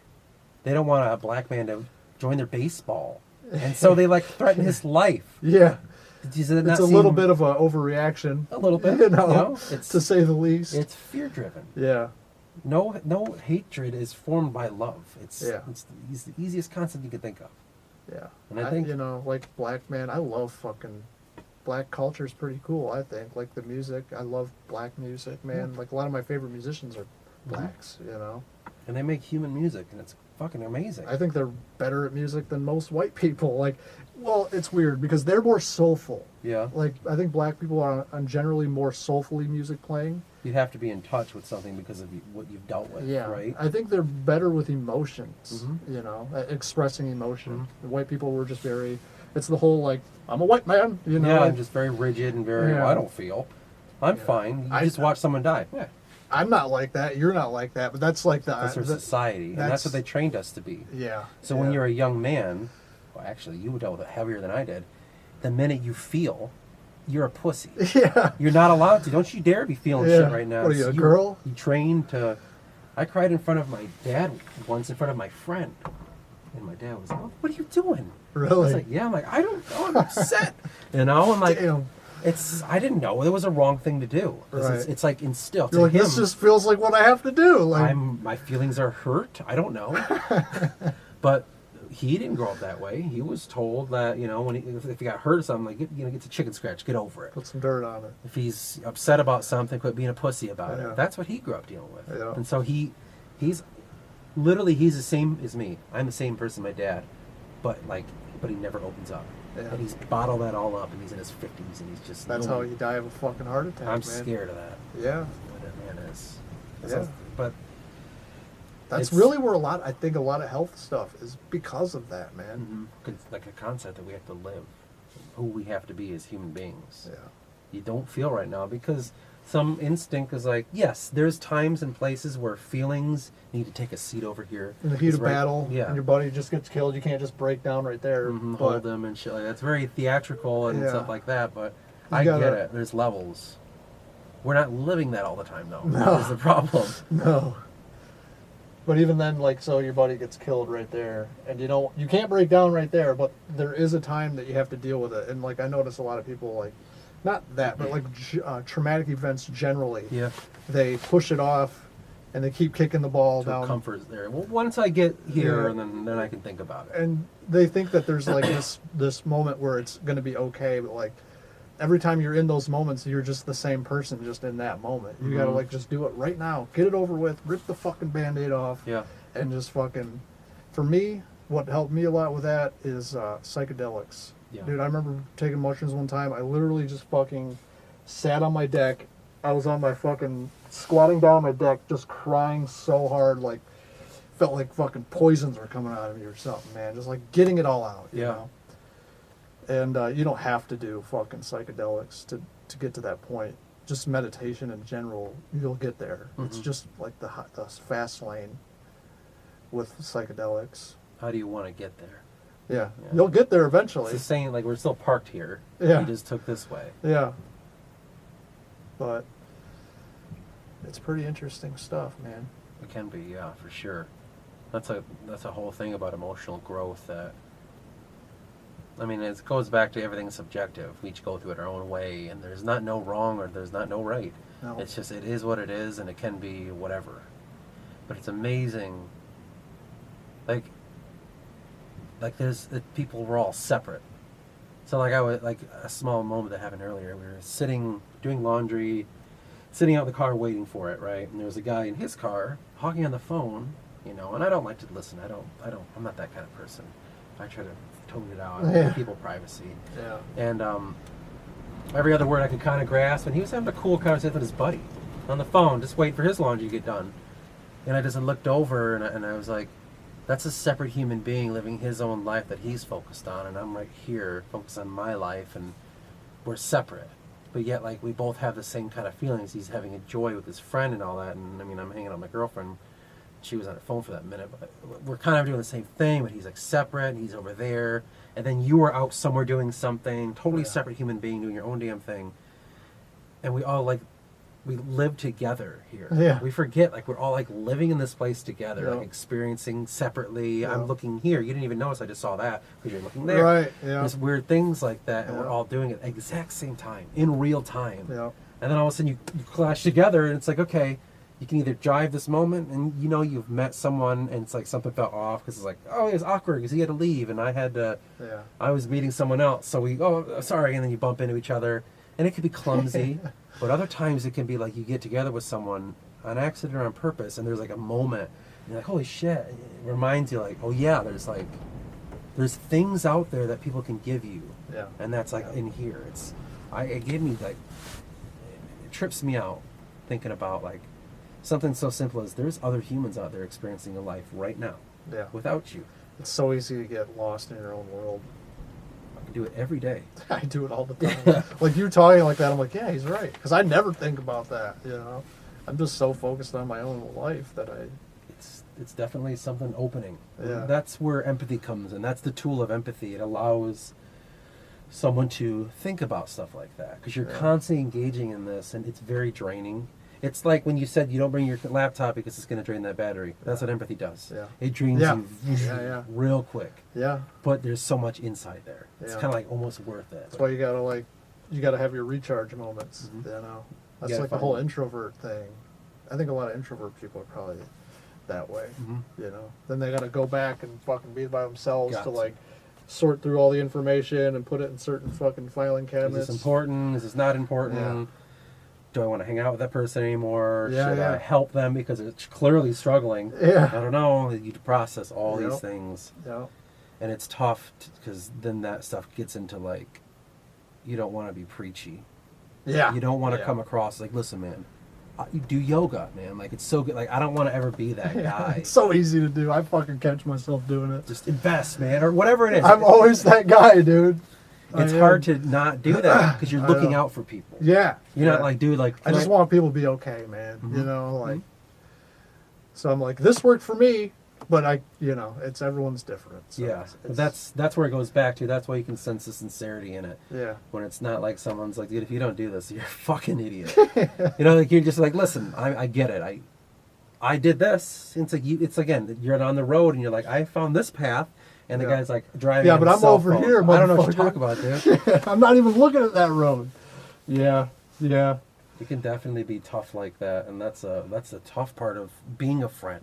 Yeah. And like, how do you stay friends? Yeah. So like, who asked me? Someone asked me about us hanging out again. Oh, you guys are hanging out again? And I was like, yeah. Maybe it was Kelly? I don't know. So you guys are hanging out again? I'm like, yeah. And then, because I remember Kelly said this part. She's like, it's kind of cool that, you guys can just be friends, separate for a long time, and just get back together, and it's fine. That's a trait of men, you know. It is, but Yeah. she kind of looked at it as like one of those things where, like a healthier relationship, or like a non-reliant kind of thing. Yeah. Like you have those, non-codependent. you can have a friend for a long time, and they go off and do this, and you go off and do that, and it's like, well, they're not going to disappear forever. Yeah. We're going to get back together. I don't know when. Yeah. And then that just life happens. You get back together, and it's like, what the fuck? Like that's not there. What the fuck, man? Where Where were the you? fuck were you, man? I needed you, man. Like Yeah. Yeah, There's you don't no- really need those people though that are like super needy. It's draining as fuck, dude. there's certain people like that. Yeah. Yeah. It's hard because, especially when you like, I don't know. I wonder sometimes that someone like that in your life, that person, the draining person that you care about, right? Yeah. At what point do you care about them, or at what point is it that you actually care about like their like well-being? So it's like, I'm not friends with your addiction. I'm friends with you. Mhm. I'm not friends with your problems. I'm friends with you. Yeah. At what point is it like certain people, like that person that you were talked about that once in your life, where they only talk to you when they needed your help Yeah. or when they need to talk to you, right? Yeah, yeah, yeah. At what point are you friends with their problems? Yeah, and exactly. not Like, with are you them? trying to be the savior or some shit? Like, yeah. What are you doing in that moment? You have Yeah, to identify, and it comes across as being an asshole. And you try to ignore them. It's like, no, I'm not. I just can't. I like you. There's nothing wrong with you, but I can't be this. Yeah. That's And like it's messed up for them to require that of you. Like, because they're never going to see that's why you're doing it. Another person abandoned me. yeah. And so now they've found a new meaning in their life. Never to trust people. I've been abandoned and I've Yeah. been hurt. And so now every other experience outside of that is going to be a negative one. Yeah. That's in their mind. And that's hard to know that exists. It's a crazy thing, man. You can let yourself fall into that too because they are. Yeah. There was a it's called, I think it's called Blank on Blank, where like there's these famous interviews that they draw. I think it's called Blank on Blank. And like Oh, I know what you're black talking and about. like drawing black and white. I think I know what you're talking about. This one was Gene Wilder, and he said something that resonated with me. His mother was very sickly, and he felt like he couldn't go out and enjoy his life because he was guilty, that because she was stuck at home being miserable, he had to be there to help her. Mhm. I do that in my life a lot with parts of my family and what they do. Maybe not sick like that, but maybe mentally in some way. I feel like I couldn't go out and enjoy my life. I had to be there to make theirs better. And so I chained myself to their misery. And that's that whole thing that can happen with the thing I said with you earlier. Especially if you're really close to them, you change yourself to that person. It's like I am your misery too, and I am your outlet of freedom, and you become an object at that point. Yeah. And it's not like they want you to be. It's just you just became a tool for their pleasure, their happiness, their joy, and all that stuff. You're also a tool for their It's like they basically, instead of processing their emotion, they hooked into you and okay, here. And they have you process it. Yeah. And okay, I feel better because they made you do all the work with empathy. Yeah. That's how that shit works. It's man, interpersonal relationships, they can be pretty hard because of that stuff, That's why people get scared of them, I think. Yeah. That's why I guess I'm in a healthy spot now, so it's really hard for me to say, yeah, I know how it feels because I've lost that. I'm in a very healthy relationship that I've ever been in before. So I try not to get preachy about I think here's what you should do. So I do try to reflect back to my negative times, and that's kind of how I felt. I blamed everyone else. No, it's not my fault. Yeah. They were being not reciprocating my whatever. Not everyone wants to sit and dwell on that. Yeah. Because you might be going through something in that moment too. You're like, dude, I don't got time to sit and process this shit. Right. It happens. It's totally a normal thing. It's just, you gotta grow out of it. And that's the hardest part, because it's no one, here's the book. There's no book. Yeah, you got to be, you literally have to fall to your lowest level. Yep. I think that's what you have to do. Yep. Some people's are lower than others, which is really sad. And then once you get there, you got to have the ability, you have to want to get up, and move forward. Yeah. When you were, thinking about, I didn't mention this, but you were talking about, when you fell off that log into the water, and, you're like, I'm fine. Yeah. So people get to that spot in their life, they hit rock bottom, and they're fine, but they're not prospering. So they stop at the part where they're like, I'm fine, and they just stay there because they're not hurt. Yeah. But they're stuck. They find identity. Well, I might as well just stay here. Exactly. And, okay, this is okay, and that's what depression is. Yeah. It's okay, this is life now. But you're not prospering. You're okay. You're not dead, but you're not living your best life, as they say these days. You're functioning in a you just basically said okay, this is life now. Okay, how do I navigate this? Yep. Instead of looking down and saying, well, my feet are filling with water, in these boots, it's going to cause some problems, and I'm a little cold, so instead of just, let's get out of this. Eventually this water's going to freeze. It's summertime right now. I can't stay here. They're just so in the moment, I'm fine, I'm not dead. Okay, we can stay here. Well, then that's where storytelling comes in, I think. Yeah. To paint those pictures, because look how easy it is to do that. How hard is it to do that when it's really happening? Maybe not in the water like that, but when you're talking about your lowest of low. Yeah. That's where storytelling comes in and says, here you go. Yeah, man. I can try to tell you how to do this. Yep. In a way. And that's why I think that's why there's such a push to get rid of those stories. Because I think they want, whoever they are, the people against God or the highest order, they want people to just stay there, It's a good idea. Keeps them right where you need it, because at that point, going back to frequency, it can keep you right where I need you, so that I can invoke the right things very easily. Fear, it all stems from fear. It goes back so far, like that. What is it, Goebbels? Joseph Goebbels quote about you tell a lie long enough, and with such truth. Basically that. If you do it long enough, you do it well enough, people will start to begin to believe it, right? Yeah. And that's forming, and then we're talking about the Nazis with the music waves and all that. Yeah.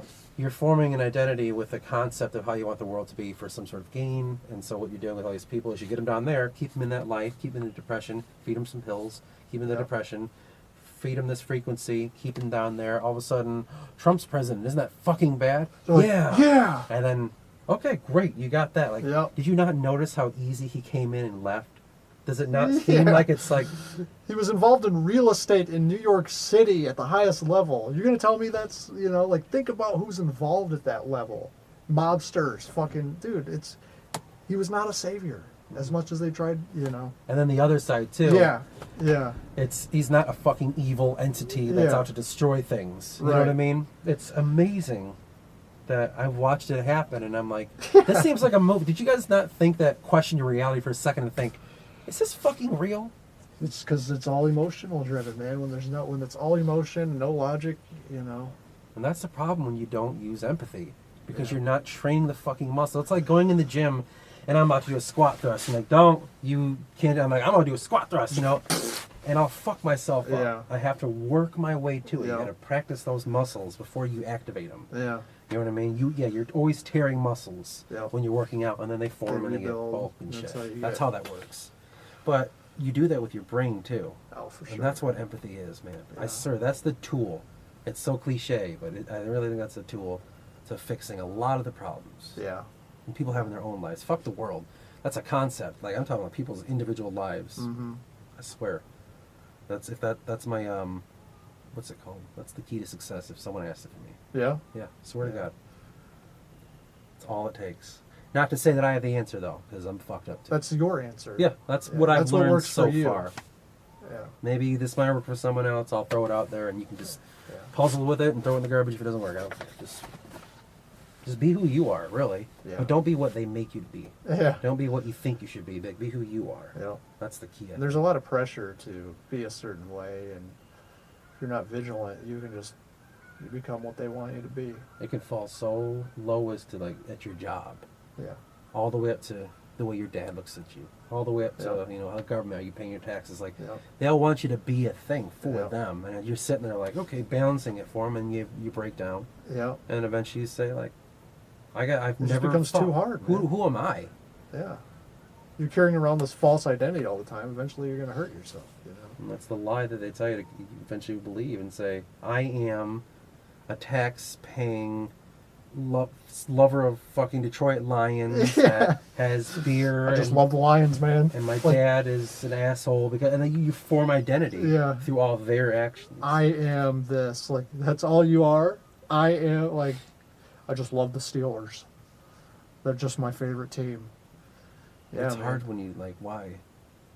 People just put labels on themselves, not knowing the power of, like, words, you know. Mm-hmm. I can't do that. It's like, It's a very easy word. That's the easiest fucking sentence you could ever utter. I Yeah. can't, you know, unless I have and a then you're sentence. off the hook, you know. That's it. I can't do that. But it's just like, whenever you apply attention to something, you're putting your energy into it. Well, pretty much whatever energy you put it. I mean, it's like with music. The more attention you put in it, the more energy you put into it, Mhm. the better you get. Yep. That's with everything, you know. It's like that the thing that like I've heard echoed a lot. It's all about reps Yeah, dude. with everything. Yep. Like, cause you know, it's like, how do you get better at it? Repetition. Just keep doing it. How come I can't ice skate? Keep trying. Have you ever tried it? No. Well, there you go. Well, how are you come I gonna can't be play good guitar at it? like you? Did you sit down and practice for years? No. Yeah. Repetition, man. It's all about reps. That's what the kids are saying. That's how they're saying it. And it's true. They found a very easy way to congeal, or whatever the word is, understand a concept. Repetition. Repetition. Yeah. How do you get better at doing podcasts? Repetition, man. Your Yeah. first ones fucking suck. Yeah. But then eventually you just you get the flow, Yep. you understand how to do this, and it's about your kind of, so like for me, for instance, it's everywhere. I don't have I always write down like, okay, we're gonna do this, and like 5 minutes after I'm like, And now what? Right, other things. Yeah. I don't remember what I was writing down. But Yeah. that's how I do it, and you just find your way. You Yeah. know, like when you picked up a guitar, you probably at one point said, that's hard, whatever it was, Yeah. and said, well, I like this. I remember the exact moment I committed to learning guitar, and I had my grandpa's guitar, and there was a VHS tape of like guitar chords. And for all the times before I would play, I'm like, I'm not. This isn't cool. I was a drummer, you Yeah. know, so I'm like, I'll just stick to the drums. And then one day I'm like, I'm gonna fucking learn this. And I sat down, popped the VHS tape in, and I just sat there and fucking worked at it. And it wasn't fucking easy. The more you do it, now I could play chords and it looks fucking easy, but 15 years ago it was just Yeah, you know, like, kind of like the straight. yeah. But there's a moment where you just commit, you know. Yeah, And I noticed that with your YouTube videos. It seems like recently you've committed to it. I can Yeah, tell, you yeah. know. I'm like, that's awesome, man. Mhm. I'm all about it, dude. yeah, me too. Yeah. So, but I wanted you to talk about your book a little bit and like the premise of your book. Oh boy, before we close out, because I really got to piss. But I I want should piss too. But we can take a quick piss break. All right. And then we'll get, because I want to get into your book a little bit. Okay. So we'll leave it running, and then I'll pause it during the editing process. Feel rejuvenated. I feel young. Like a changed person. That's when you know it's a good piss. So Getting older. I want to know about your book, man. Okay. I know a little bit, but I want you to tell me like the premise. Okay. And treat me as someone that you're sell it to you. Sell it to me. Okay. Yes. Okay. Yes. All right. So I won't talk about how I wrote it. I'll just talk about what it's about. All right. I get lost in that. So the other thing was, the book is built around, at its core, fantasy. Okay. Right?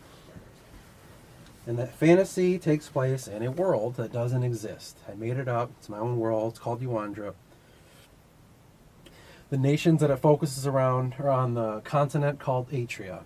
There's Vas, Atrovia, and North and South Ants are just divided by a mountain. One of those things. It's a land feature division. Groups of people all live there, right? So, if I were to give you the prologue, there's something called the Circle. This is separate. I'll go back to how the world is. I don't know why I went there. I should start here. Okay. There's something called the Circle. And within the circle, everything is in its right place and all is right. At the center of the circle is God's realm, creation. And from creation, it spins out everything that needs to be in its proper place. I'm here in the realm.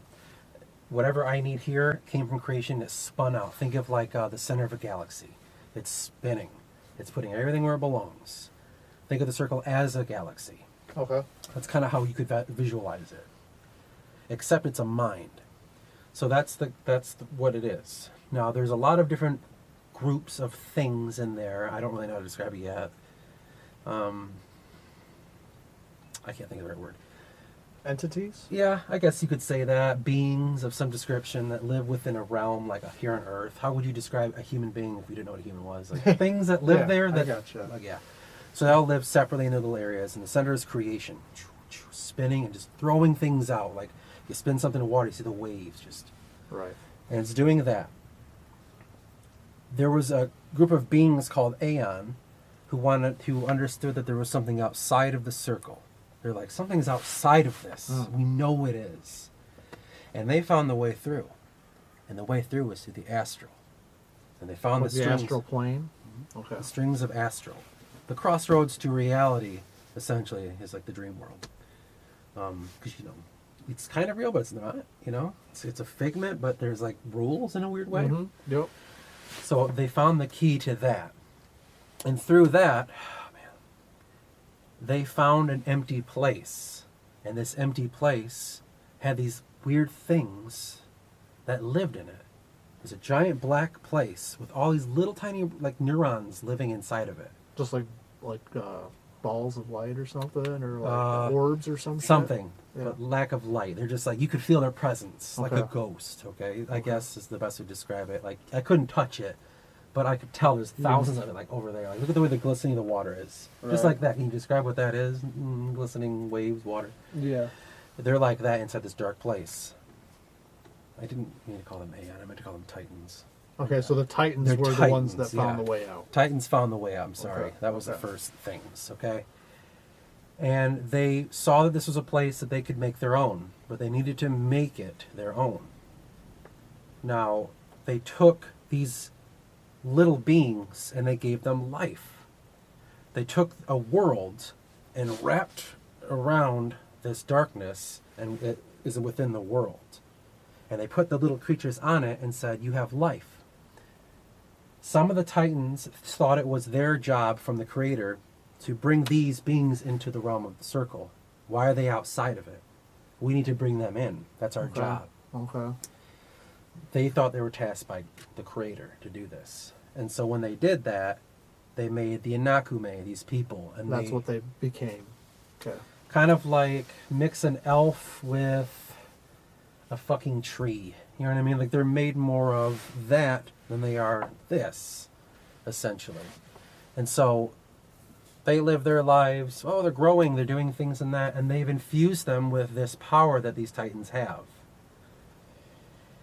And then these beings were crying out that they miss what they called Mother, this entity that they live within. Interesting. And so what they said was, well, we can put Mother in this world, this essence, whatever that blackness was, we can concentrate it inside the world. And they did that, and then the conduits of it were the great forests grew.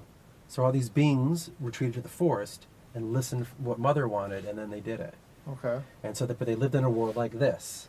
Now there were some titans who didn't like this. They created this world. One titan, whose name was Dove, he was involved in creating parts of the world, and he was angry that they were ruining his creation.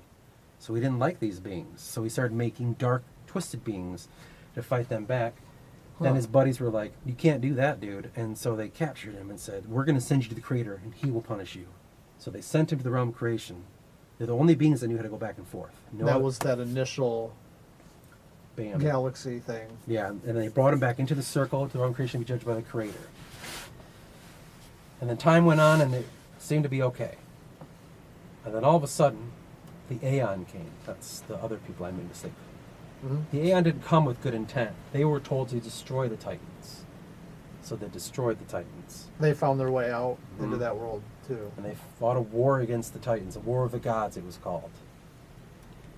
And what happened was there was these people in the circle that could see the events happening in the realm of, we'll call this the realm of life, where the planet is.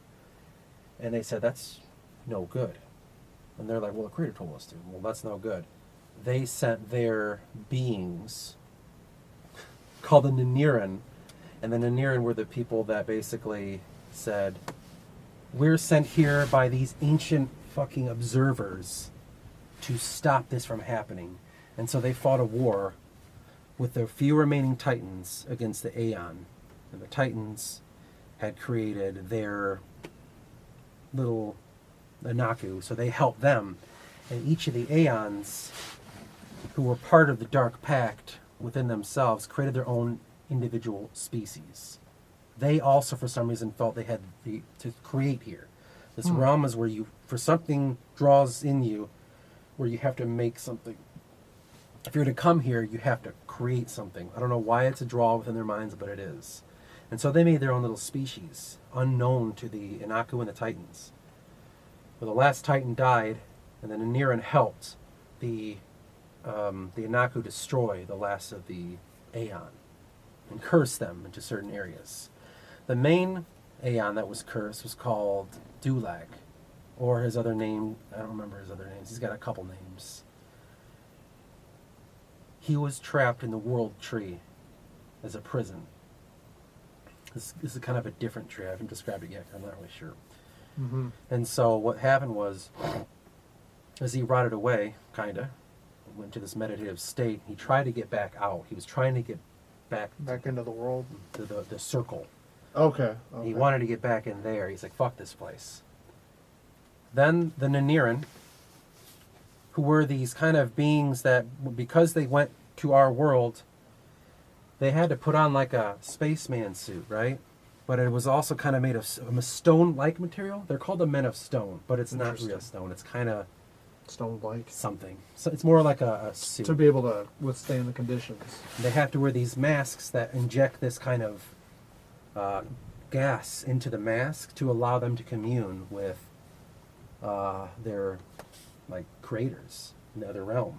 And it's kind of like the idea of you get high on DMT and you can feel like you're speaking to this race. It's like that. That's what they're doing all the time. Gotcha. Yeah. That's cool. Right? Interesting.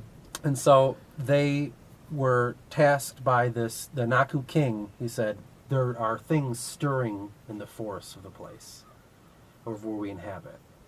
And the Naniran are like, well, we'll go look.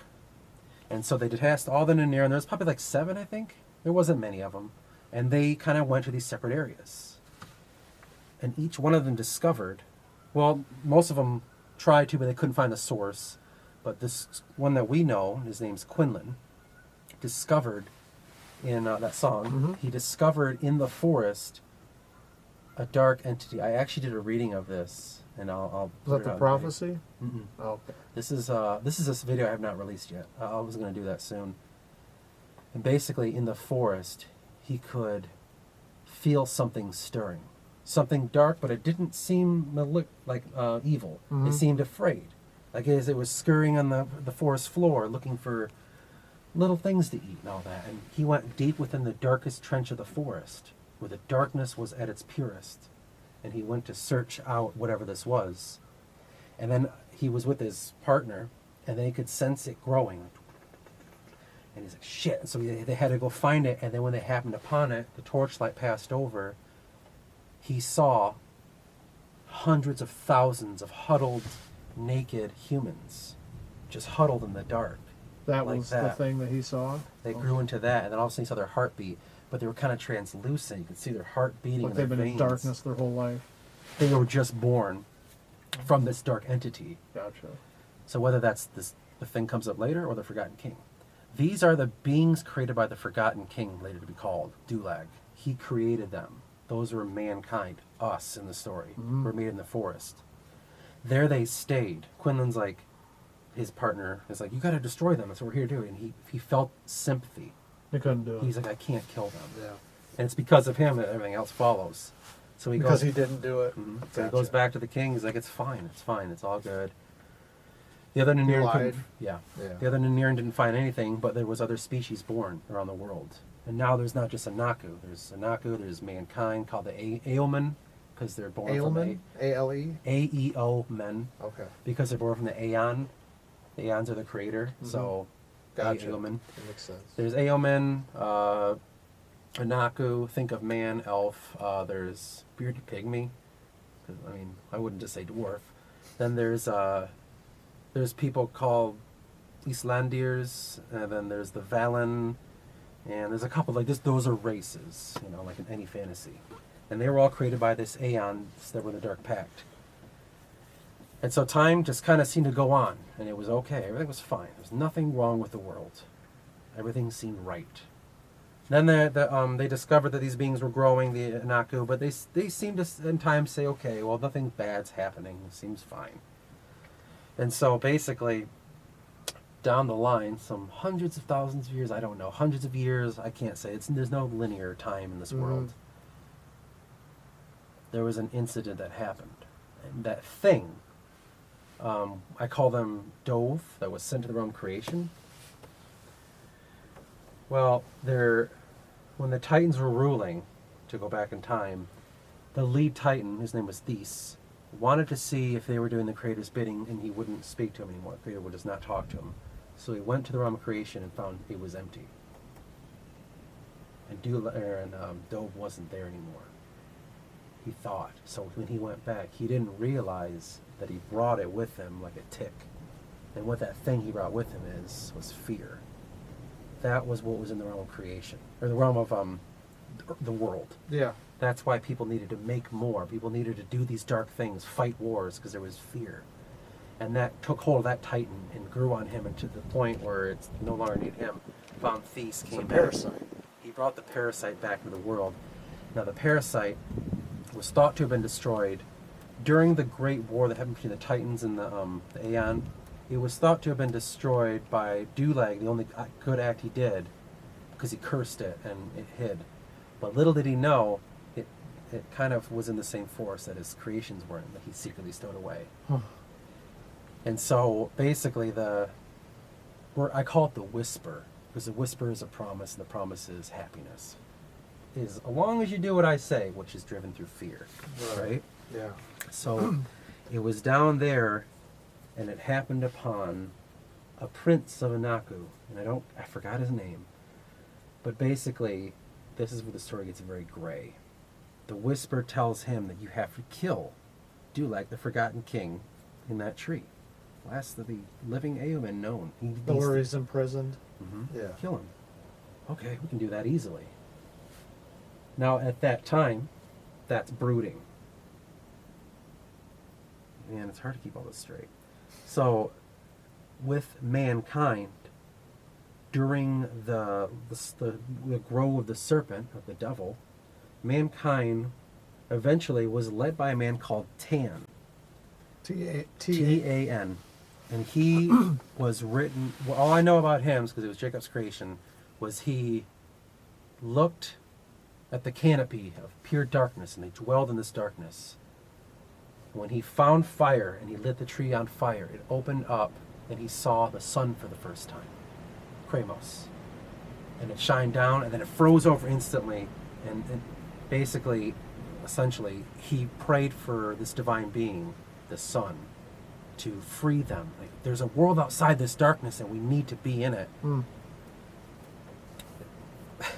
And basically what happened was the whisper pretended to be a god saying, "Follow me, my son, and I shall show you to freedom. Follow the wolves will get you out." Blah, blah, blah. Things happen. Very Exodus of Moses style. I like that, man. Yeah. And then they are open into the world. They see the land, and then that's where people of Tantorum, heaven's realm. I've heard of that. They open up the world and they live there. And like, this is amazing. And then the Anaku are like, oh shit, okay. They live together slowly. In time, the son of the Tan had children, and they had children. And then now we're talking about the great-grandsons, the twins of Odysseus and Tanais. I've heard those names as well. Odysseus and Tanais were kind of like brothers. They were destined for the throne. The older one was Tanais. He most likely was going to do it. Odysseus didn't really want that. He's like, I don't know. I don't care about that stuff. Yeah. But all that was ever taught to them was the Anaku were evil in the forest. Never go to the forest. That's where all the evil things are. Like, okay, well, that's the Greeks thought too. Odysseus was more curious about this. He's like, I don't know, man. I don't think this is right. And then Tanais is like, you better not. God said, because God's still speaking to us, the whisper. It wasn't actually God, though. It was a trick. false. Mm-hmm. Yeah. And he's like, he said not to go in the forest. And Odysseus is like, I know. So he tries to go in the forest. He jumps over the wall that was created called the dividing wall. He gets himself hurt. He wakes up in the care of an Anaku like dwelling, I guess. Just think of how elves live, I guess. That's something I can think. And then he's slowly showing the way of the Anaku aren't bad people. You know, it's like what you're saying. Like, these are fucking like living things too. Yep. These aren't enemies. Yeah. Stuff like that. It was very much that for him. And he met the king. And he said, these are good people. There's nothing wrong with them. And you flash over to Tanais. And it's like Cain and Abel, in a sense. Yeah. And he's like, your brother has committed a sin. Now, the Whisper wanted this to happen the whole time. Because here's the plan that he's got going. Because he knew his behavior and he knew. and Yeah. this is what he wanted. Yeah. He's like, you need to find your brother and kill him. And kill the shit. king of the woods. And that was the Anaku king. Not the one in the tree. They don't know he exists Yeah, yet. when a god's telling you have to kill someone, He's like, I gotta do it. it's not a wholesome god. But Oh. go on. So he goes in there with his forces of however many hundreds and thousands, and they just kill all along the way. Just murder. Odysseus finds out about this, goes to the king. He's like, I'm so sorry, my brother, I don't know what to do. And he's like, it's okay. Don't worry. Then his army is outside the city of, it's called Entrin, the Anaku capital in the forest. And Tanais walks up, nicely dressed, up into the throne room. And he has a few of his soldiers there. I don't know what those guys are called. The ones that are just with you, just to make Sentries. sure. Mm-hmm. He has them with him. He leaves his army outside the city. And he's going to try to broker a peace and stuff like that. He knows what he's going to do. The Anaku only ever understood love. And so he's like, I trust this thing. Right. And so he walks in, and essentially what happens was that king held a ward against the Forgotten King, who was in this meditative state trying to get out, remember? Right, yep. That's where his body was. And what they did was, and this is where the prince comes in, that when I said that met the Whisper for the first time, the Forgotten King had created himself a wife. And he killed the wife of the Forgotten King that's in the meditative state.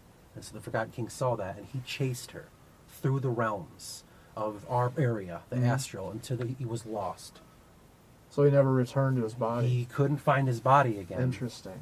And so what happened was, when Tanais stabbed the king of the wood, the Anaku king, he turned to stone, and his body did too.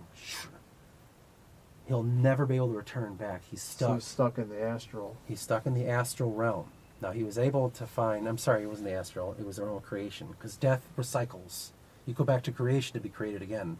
Okay. He became stuck in the realm of creation. And so that's Okay, I where gotcha. he's forever stuck. I got you. Mhm. Yeah. It was all a trick. Odysseus was able to get as many Anaku as he could because, and he took them, and he was told in his vision by the forgotten king, I have created a way for you to find this holy place, because he knew this was going to happen, to get those Anaku to safety. Don't know why he turned a cheek like that, and he wanted to, something happened within him. And so what happened was Odysseus took all these Anaku to across the Murphos, this desert that's, it's like a dangerous as a desert would be, like the Sahara, but it's also like a magical place, barrier where like Crazy shit happens or something. gets him through that, creates this land of freedom, like in real life with Moses going to the Holy Land, Mhm. just like that. Yep. This is our destination, and that place would later become called Adrana. Like Israel is today. The holy capital of Yeah. the world. Yeah. Tanais, successful, thought his brother died, went back, and Tantorum just started growing. In time, they learned that they were tricked by a false god, and so they cut themselves off the frequency of God, and they are more loving, or they worship technology and sciences, Okay. and warfare, because that's So where they man they holds got rid of God and focused on their own creation, basically. Mhm. So what happened was when Tanais stabbed that king, the powers the Anakume transferred into him and through his people. This consciousness of a leader creates the people and stuff. Yeah. His people were granted the power of the Dume, magic. It was stolen from the Anakume.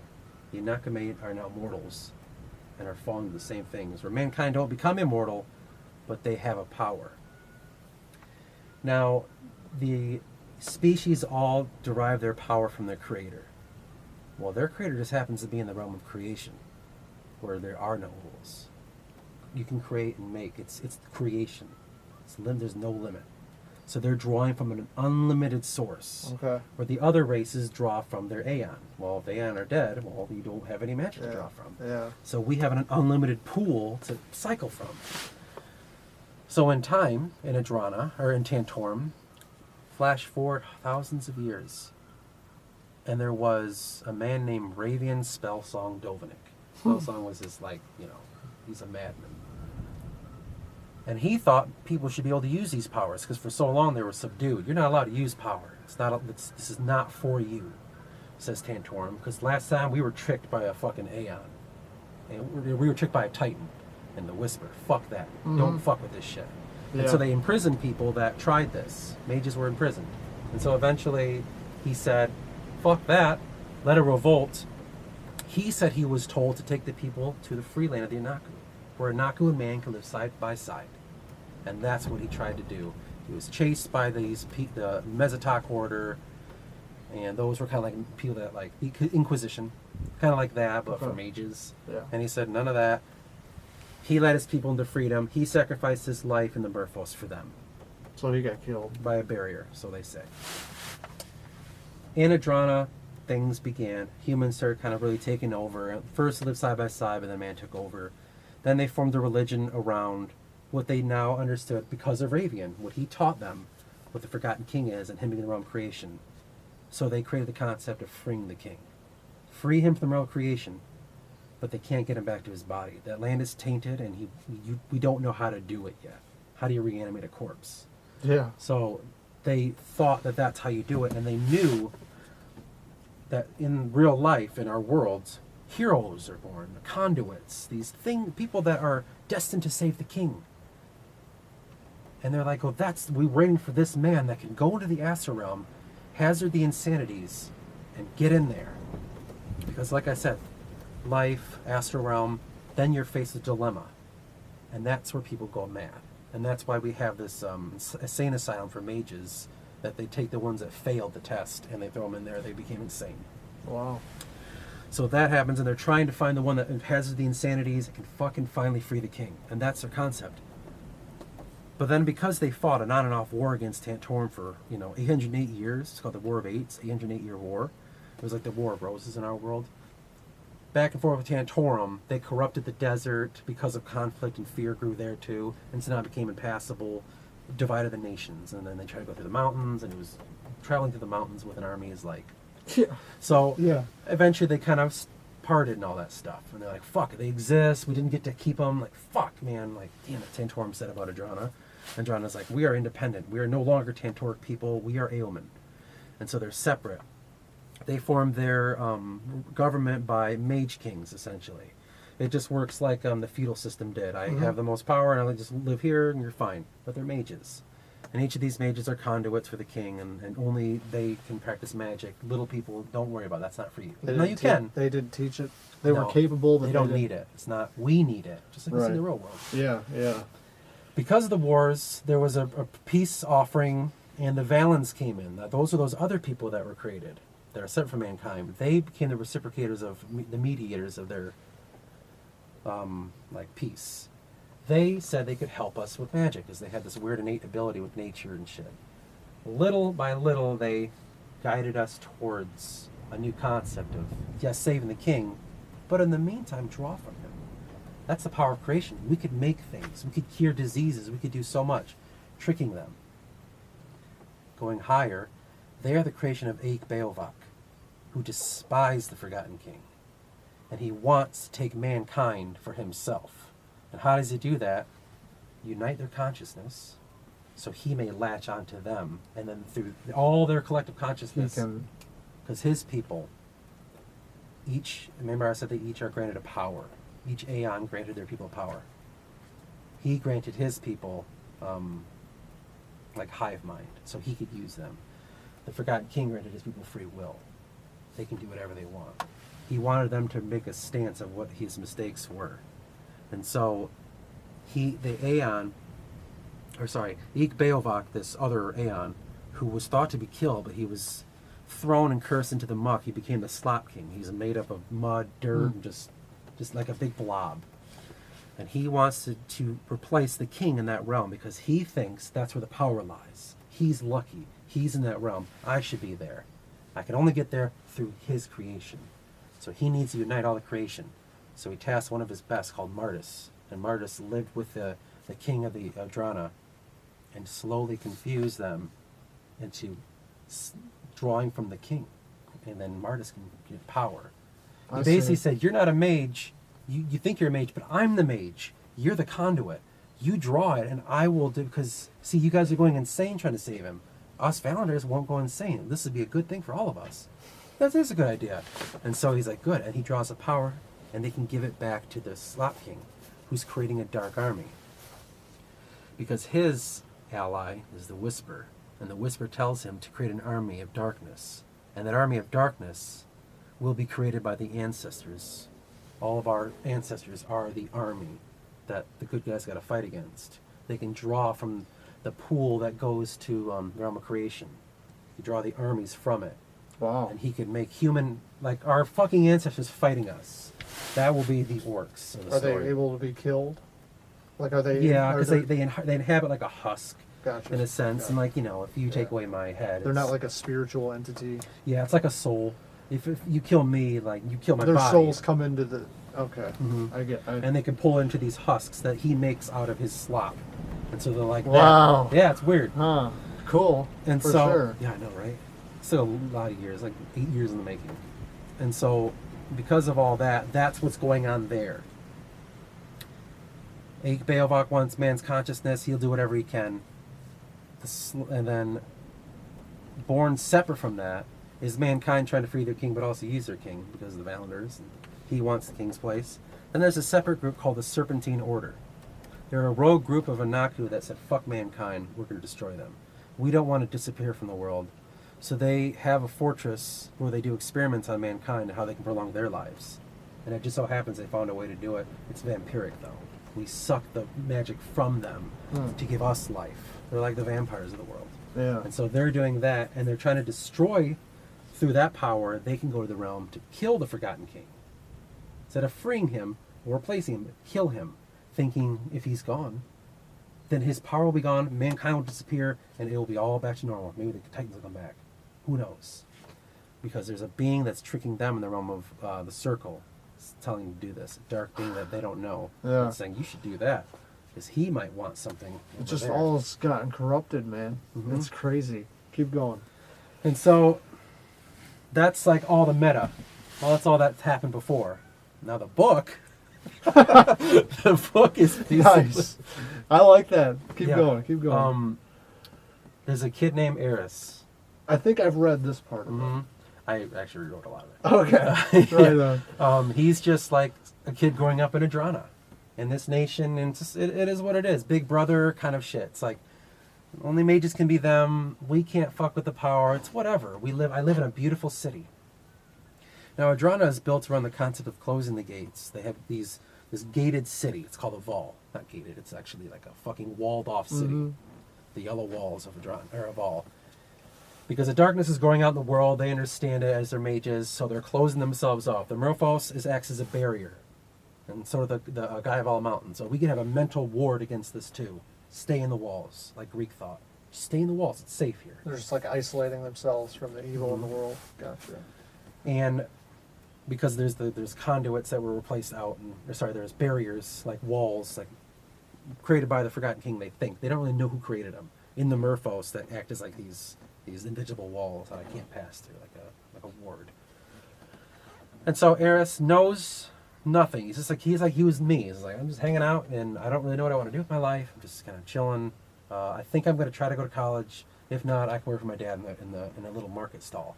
You know, I do remember this. Yeah. Well, there is the new promise that's come, where they think they found the one to save the Forgotten King. And they're calling the Lancer. His name is Freydin. We think he can do it. Now, he's just a tool by Martis, but they label him as we did it. This is the one that could save the king. It's almost over. And Eris and his friends are like, I can't believe that this might be over. What happens when we free the king? Yeah. I don't know. And then basically, they, I guess I'll explain what happens. Because I can tell the whole story, but I'll only tell the part where it's relevant. And then Aval comes under attack by something. And Eris has to flee. He knows it. He wants to go find his family. When he goes back to find his family, there's a man named Cyprus who stops him. He's like, you need to get out of here. You need to go to Ela. You need to come with me to Ela. He's like, fuck you, I don't know who you are. I'm not going to Ela with you. Some place in the mountains, essentially. It's like someone telling, like, dude, you need to go to, like, fucking Nepal. Like, why? What are you talking about? It's safe, man. They know the answer's there. And he's just like, I can't trust this motherfucker. I'm going to go to my family. And he tries to trick him. He's like, fine, you want to go find your fucking family? Let's go. I do remember this. The story Yes, opens in the view of Cyprus. Because you got to gamble and you got to commit. So what I committed was, it tells you right out that Cyprus and he was part of the Serpentine Order. He's like a half-breed, half Anak, half man. He basically helped them kill Freydin accidentally. The Serpentine Order wanted Freydin because he was a powerful. They said, oh, he's the one that could free the king. They were going to snatch him, and that was their conduit. But they were going to sneak through him to go and kill the king. Because if he could have the power to go there, then they'll latch onto him. Well, they accidentally killed him, and Freydin released the curse. And so the city fell under attack from weird shit in Freydin's mind that he created because of magic. And so that was really happening. And Cyprus talked to this other guy. He's like, essentially, there's another one, you know, like, there's this kid. There's another. I know you could sense it. Remember that one? Prophesized. Yeah. That kid came and talked to me about you. I remember him now. There was something about him. He heard the voice of the king. Freydin never heard it. Only the real prophets can hear the word of the king. And that kid said he heard it. He's the one. Go get him. And take him to Ela, and he'll be our way. We kill him, then we can go through the portal. And Cyprus is only doing that because they're promising Cyprus, we can bring your son back from the dead. And he's like, okay. And he's fixed on this. So you get to watch a story of Cyprus slowly taking this kid to his death.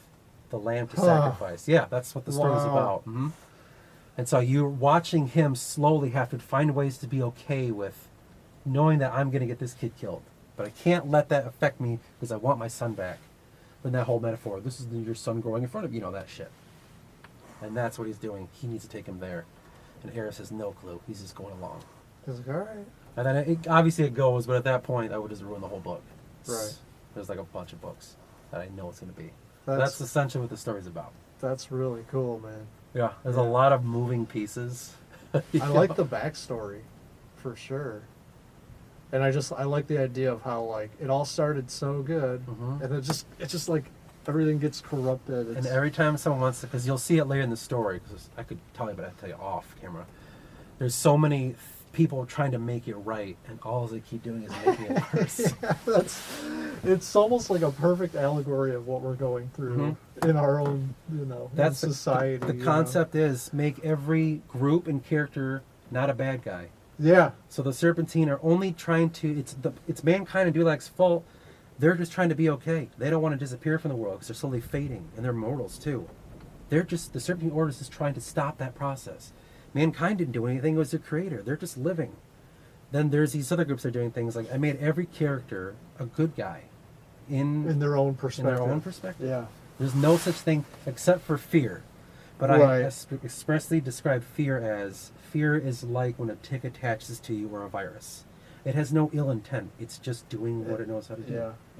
Even the devil of my story, it could be a good guy. Yeah.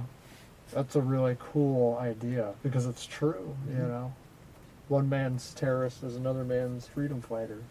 Exactly. So there's a lot of, like, as far as philosophy goes, I'm sure It's tied. thoughtful. Yeah. Just based on what you were talking about with Jacob and free stuff. will and determinism. Yeah, and that stuff. There's so many layers because it's like one layer is like, how can someone justify doing an evil act? Cyphers. Let me do a thought experiment. I write a Cyphers. How can I justify this is okay? Even though everything's screaming at me now. Then there's a philosophy of the Serpentine. How can I justify destroying a race of people to make mine okay? How do I justify that? Right. And anything that I try to do is a thought experiment. And it just, so many are happening at once, it's become a philosophical thing. So it's called Forgotten? That's the title? As of right now, because I don't know a good name, I'm just calling it The Forgotten, or just Forgotten. So who are the Forgotten? Like, what is the title? Like, Forgotten People? What does it entail? So the Forgotten People are this kind of thing that, did they exist or did they not exist? Well, who are the Forgotten People? I have no idea. I think I made an episode of me trying to figure that out, and I can't even figure it out. I think I just remember seeing that. It was not it was one of those ones where I didn't have a camera yet. So it was just like me and an audio, and I'm trying to find out who are the Forgotten People. And I think they might be something that live with the Anaku, because there's like old writings that I found. That's kind of like, okay, well, it references them living side by side the Anaku. I only know the Naniran. So are the Naniran the Forgotten People? This Men of Stone? I don't know, but then I can't find any connection there. So I wrote all of the lore in 7 notebooks in the first few years of it. Mm-hmm. And the rest of the years of me deciphering all that. Trying to build something out of it. Yeah, because that's what the Forgotten King's doing in the realm of creation. He has Okay. all these things of creation, and he's just trying to make sense of it all. Gotcha. The story is told through the eyes of the Forgotten King watching all this transpire. Okay. While he's in the realm of creation, he's slowly gone mad, and he wants out, and he will do whatever he fucking can to get vengeance and to get his wife back. So he will manipulate whoever the hell he can. And Right. he tries to manipulate Eris, like, oh, fuck, you can hear me? I need to inhabit your soul. Let me be in the realm, and then, it's one of those things. And now Yeah. he's fighting the Serpentine, who want him because they can help him kill the king. The Martis wants him because he can help them unite the consciousness of man. That's another group. And then the Forgotten King wants him because he can be his ticket out. Cyprus wants him because he can help him get his son back. Everybody wants Eris, and he's just a kid that doesn't know what he wants. He's got to figure it out. along Dude, the I way. am so amazed that you can contain all that. Barely.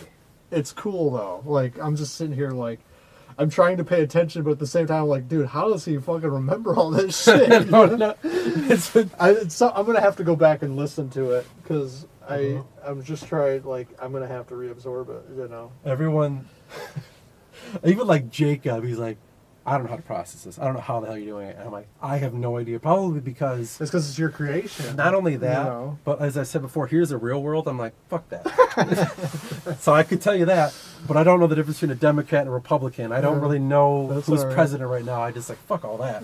I've invested my, like, it's That's cool though. the meta story. So it's philosophy with many different works inside of it. It's a piece about expression, all that stuff. But the meta is about me and my problem with escapism. Interesting. That's the main, like, the farther you zoom out, it's me with escapism. Why do I seek to fall in? So I am the forgotten king in real life. I feel like him. So you're drawing off that. Those people are all stuck in here, and I'm stuck in this world. And I want to get Interesting. Here, so I'm trying That's to, cool. Yeah, That's cool. Again, it's a meta thing. Yeah. Everything's got a metaphor. Everything's got a reason. I didn't make one thing an accident, and nothing is a throwaway. Yeah. Like, not one thing, not even a character is like, he doesn't matter. So all these like where does stuff that like Kevin, like his models and stuff, where does that tie in? That, right? So that's why I would always be like, well, I don't understand with all that stuff. Yeah. Kevin basically took the land of Tantorum and formed it, and through him, me, and Jacob, we formed the idea of what Tantorum was. Tantorum, Aurum, it means the realm of Tan. Mm-hmm. Tan was the man that freed mankind. They covet him. They were tricked by the Whisper, so they don't like religion or anything, so they're very atheistic, they're very agnostic, and they covet technology and sciences. They're very militaristic. They tried dominating the world, but they couldn't. They, like Rome, the South Ansar, they stormed there, and basically like the Gauls and the Roman Gauls, they became like Romanized. That's what they did to their own people out there. Then they became fringes. They separated. Now they're the South. That's Jacob's land. And basically, I tell them, build a world, build a land, build your people, build the story, build the lore. And they do that. And I'm like, what I just told you, bam. How do you decipher all that? And the way they decipher my theories of the world, the way I think time works, the way they decipher how I view politics, how I view philosophy, I ask them to really define what you think I'm saying, and then base it on a people's. So if I say, like, okay, the philosophy of the Forgotten King is to save him from the realm of creation, what do you think that means? Oh, I think it means blah, blah, blah, blah, blah. It sounds like it's your people, doesn't it? And so that's there. So it can be a counter argument to, it's a philosophy made by so far 3 men that are like, here's what I think the world is, and you make your world that. So if I said, you want to join? You're like, yeah. I'm like, okay, take a land, make a bunch of shit up, and eventually come to me, and then I'll just throw things at you, and we'll see how your people feel. And then we just make it from there. And so, and obviously I say, make everything that you believe a metaphor or an allegory or a whatever for what you truly believe. Bam, that's what it is. And I just throw shit at you, like, oh, by the way, the Forgotten King might be evil. What do you think? Well, he could be. And they're like, okay, well, what's your religion say? And so, Yeah. and basically, I'm also like using it as an experiment, the Jacob and Kevin as human beings who are totally separate. Jacob has these ideological beliefs and political beliefs. Kevin had these. I'm like, okay, let's create characters. Jacob has his own personal character. So does Kevin. Bam. What happens if you guys really get together? You're fine. That's a concept. Why don't we explore with philosophy why 2 men can get together and be okay, even if they don't believe a damn thing, the other man says. So Yeah. that's what I do with those guys. It's like, I use it as a platform for thoughts. That's great. Stuff man. like that, That's yeah. real. Mhm. You know. Yeah, I remember you were asking me about doing music for it. I don't. This is all you, man. Like, I don't want to be involved. I like watching it. I like watching you talk about it. Like, I don't think I would be able to be involved writing it because I just don't think my fucking brain works like that, I man. think it could. Theirs does. But, so here's what I think, personally. Yeah. This is not for me. I just created my world. The world is my brain. This is how I function. It's Yeah. all an allegory, metaphor for how I Yeah. look around. I'm just inviting you into what I'm seeing, and I want to see. Remember how I said earlier? Like, I don't want to give a lot of this away, but earlier I'm like, I think empathy is the one thing people should all learn. And all that. This is me trying to do it. So that's why I'm inviting people in. So I'm trying to say, if people think my brain works a certain way, I'll invite you in, and I want to see how you decipher this world, and then I can learn more, and so can you. Yeah. And so, like, I already know for a fact all the music of the Doorstops is in this realm. Because this whole book, all this, I said it in one of my videos talking to Jacob, is built around memories. Really? Memories is the theme song to this whole book. Really? Mm-hmm. Wow. Yeah. I have the video in my head. I know exactly how, like, all the little things that'll happen. Yeah. Mm-hmm. Because you and Kevin, and I put the bass line on that song because I wasn't really active then. I was like George, you know, like, I'll just come here and do this. And then you guys wrote that song, and I said, that's a world. And I want to explore. Really? Yeah. Wow. Memories, this world is memories. And everything in that song. And everything it invoked every time we played it, too. Not just the recording. But everything I ever felt in that song is this world. I can kind of see that. Like, just going over, like, the lyrics What do and you the think vibe of the song. the book's called Forgotten. Yeah, And right. the first line of Memories is, memories, they fade away. Yeah. It's like, it is, you already were. Because I built a lot of the music, like the music, everything you show me, I'm like, oh my God, that's this, that's that.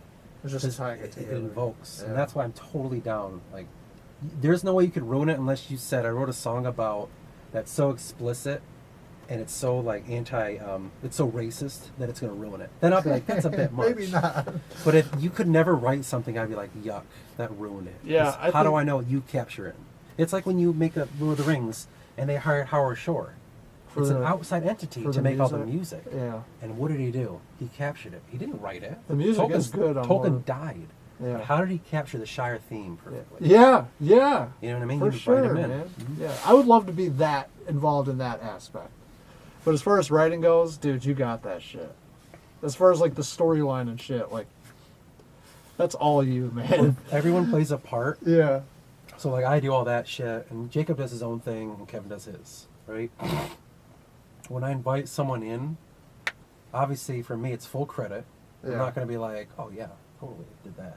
You know, everyone gets their full credit. Everyone gets their fucking name on it because it's supposed to be like a community thing. It's all of Okay. us. It's like how the band is. Yeah. If you write a song, and even if you wrote the bass line to it and the vocals, It's and still- I recorded the bass line the way you wanted and the vocals, you wouldn't say, All I did me. that, all the, you know what I mean? That's how I Yeah. look at the book. If you jump in, I'm not gonna be like, well, technically it's really mine, and he should have asked permission. Right. Fuck that shit. Yeah. It's the idea. It's a world. There's supposed to be more than one person in it. It's not supposed to be stuck in here. Yeah. Yeah, man. Like once everything's put together and shit, like that'd be cool to put some music on it, man. That's the idea. That's kind of where all my music comes from. Everything I ever had, I always feel like I'm in there. I watched a little bit of the Prophecy video. I didn't watch all of it, but I need to. But I watched a little bit of it, and I noticed you had music going in the background. Was that? I didn't have my instruments when I was doing that because I forgot my fucking guitar at your place. Yeah, you When I was did. looking for it, I was like, You did. fuck! I kept forgetting to text you and say that. But I was like, whose guitar is that? I'm like, oh, that's Andre's. So I had to just grab a guitar track and just loop it a million times. Okay. It was like maybe like 30 seconds long. Like, Yeah. and it wasn't done very well, but it's supposed to sound crazy because you're in the realm of like insanity. So Right on. it's supposed to sound creepy and weird. And so then I finish out with Rain. I already put that song as a demo. I have the demo of Rain in the video in the channel too. I think I heard that one too. Saw the Rain. Yeah, that's because that's built on the prophecy. The prophecy is the rain bringer. That's another prophecy of the Aomen. The true land strider will come, and that will be Eris, not Freydin and Adrana, because they've been corrupted too by Valens. The true mankind lives in the Murphos. That's what the prophecy's about. Yeah. Yeah. Okay. Yeah, because I'm like, I listen to it and I don't have any real context to it, so it's hard for me to. No, like, yeah, and you know what I mean? the thing is, too, I should probably make another channel, because the one channel is like all my lore stuff, the early stuff. That's like Just make playlists, man. I tried to do that actually. And so what I would do is that is there because one day when I finally release it, how many times do we want to know how Tolkien made something? Yeah. Well, I'm recording it, so you can like, how did he do that? Well, listen to the one about philosophy of the South. You got everything backed up? Good, because you never know what'll happen, you know. Yeah.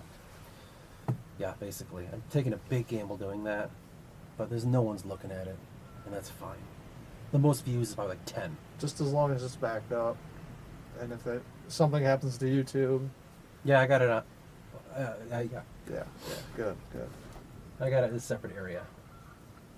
Couple actually. I got it in 2 different separate areas. Good. Everything that I do. Because that definitely, Yeah, I know. And I really do think it could be something cool, man. Like something that people really dig. And if they don't, fuck it. I know. It's what you did anyway. A lot of work, man. Yeah. I know. That's where it gets. That's like your life's work, you think? Yep. Yeah. For sure. That's like what you're. That's It's not what you're gonna dedicated. not gonna be done the next couple of years. Yeah. Because every day I go at it, I make something new. Every day something's flattened out, and like, oh man, remember, like I would say this happened when then that happened, like, and I'd go in there and define that, and then I look back, okay, it looks good, but then what about this? And then so I end up fixing a lot. Eventually, I got to sit down.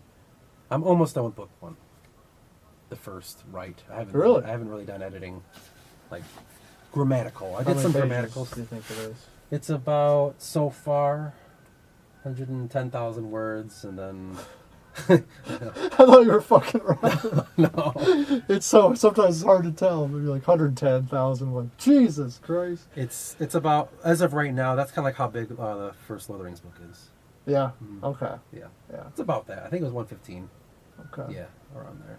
So it's around there. It hasn't had its fat trim. I mean, it's like making a song. Mm-hmm. It's like I went through and it's a demo. It's You're not just even. throwing it all out there, I'm and not then you'll even go back done. around and. I've done that a few times. That's why there's rewrites, because Yeah. you listen to the early part of the intro of that song, you're like, yuck, I got to redo that. You Yep. delete, and then you found a better way. Yep. Maybe that note was fucked or something. It's the same. It's got the Process. same, yeah, and then the Yeah. tone too. Yeah. So like when we were listening to the Sympathy for the Devil creation, that tone in the early, it sounded more like fun. And then somehow they with the found it. acoustic guitars at the Mhm, beginning. and the way that they Yeah. were structuring it, then it sounded more what we know was for what we've heard up from the album. tone change. Yeah. And that's a big thing in writing. Yeah. So that's another thing. Make sure the tone is even. Right. Viewpoints are captured well, and It's got to be kind of tricky to stay consistent. it's 100%. Yeah. I don't know what the hell's going on because I've never done this before. So it's Yeah. really like I don't understand any of this. That's like kind of like when people make movies, like especially if they're working with an accent. Like how hard would that be to be consistent? I don't understand by different days because yeah, Yeah. like if you're trying to stay like focused on a certain thing, like a chapter, for instance, I write. You try to get it all done as much as you can, but you might hit a block. Yeah. You know what I mean? And you Or come back maybe a week later, and it's like, Shit. how do you maintain that same tone throughout? Like that's one thing. I that wrote a lot of. I have a file cabinet full of stuff. Yeah. So I do reports, or I'll write reports. That's what those episodes are. We're all like, okay, who are these people? 5,000 words. Tell me who these people are. What's the plot of the story? 8,000 words of what the plot is of the book. Then I just write. I call them reports. If I have a question, I'll sit down. Just to throw it out I'll do all the there. research and I'll type it up as if like it's a school project. And Okay. I type it all up, and then it's all there. So you can reference it back. You got to do That that. makes sense. It's like school, Yeah. essentially. You're- What did that's- you learn about this? It's like the scaffolding, or Mhm. like the framing of a house, And like yeah, something and- to fall back on, like Yeah. a skeleton almost. Exactly. I guess in like with music, it's like recording the like on here, like real quick, guitar. Ding, ding, ding. Okay, those are the Yeah. chords. You didn't try to sing good. You just got it out. Like okay, that's kind of what I'm going for. And you might say this song reminds me of that. It's like that. You're just Right. getting the soul of it. What's Yep. the soul of this book?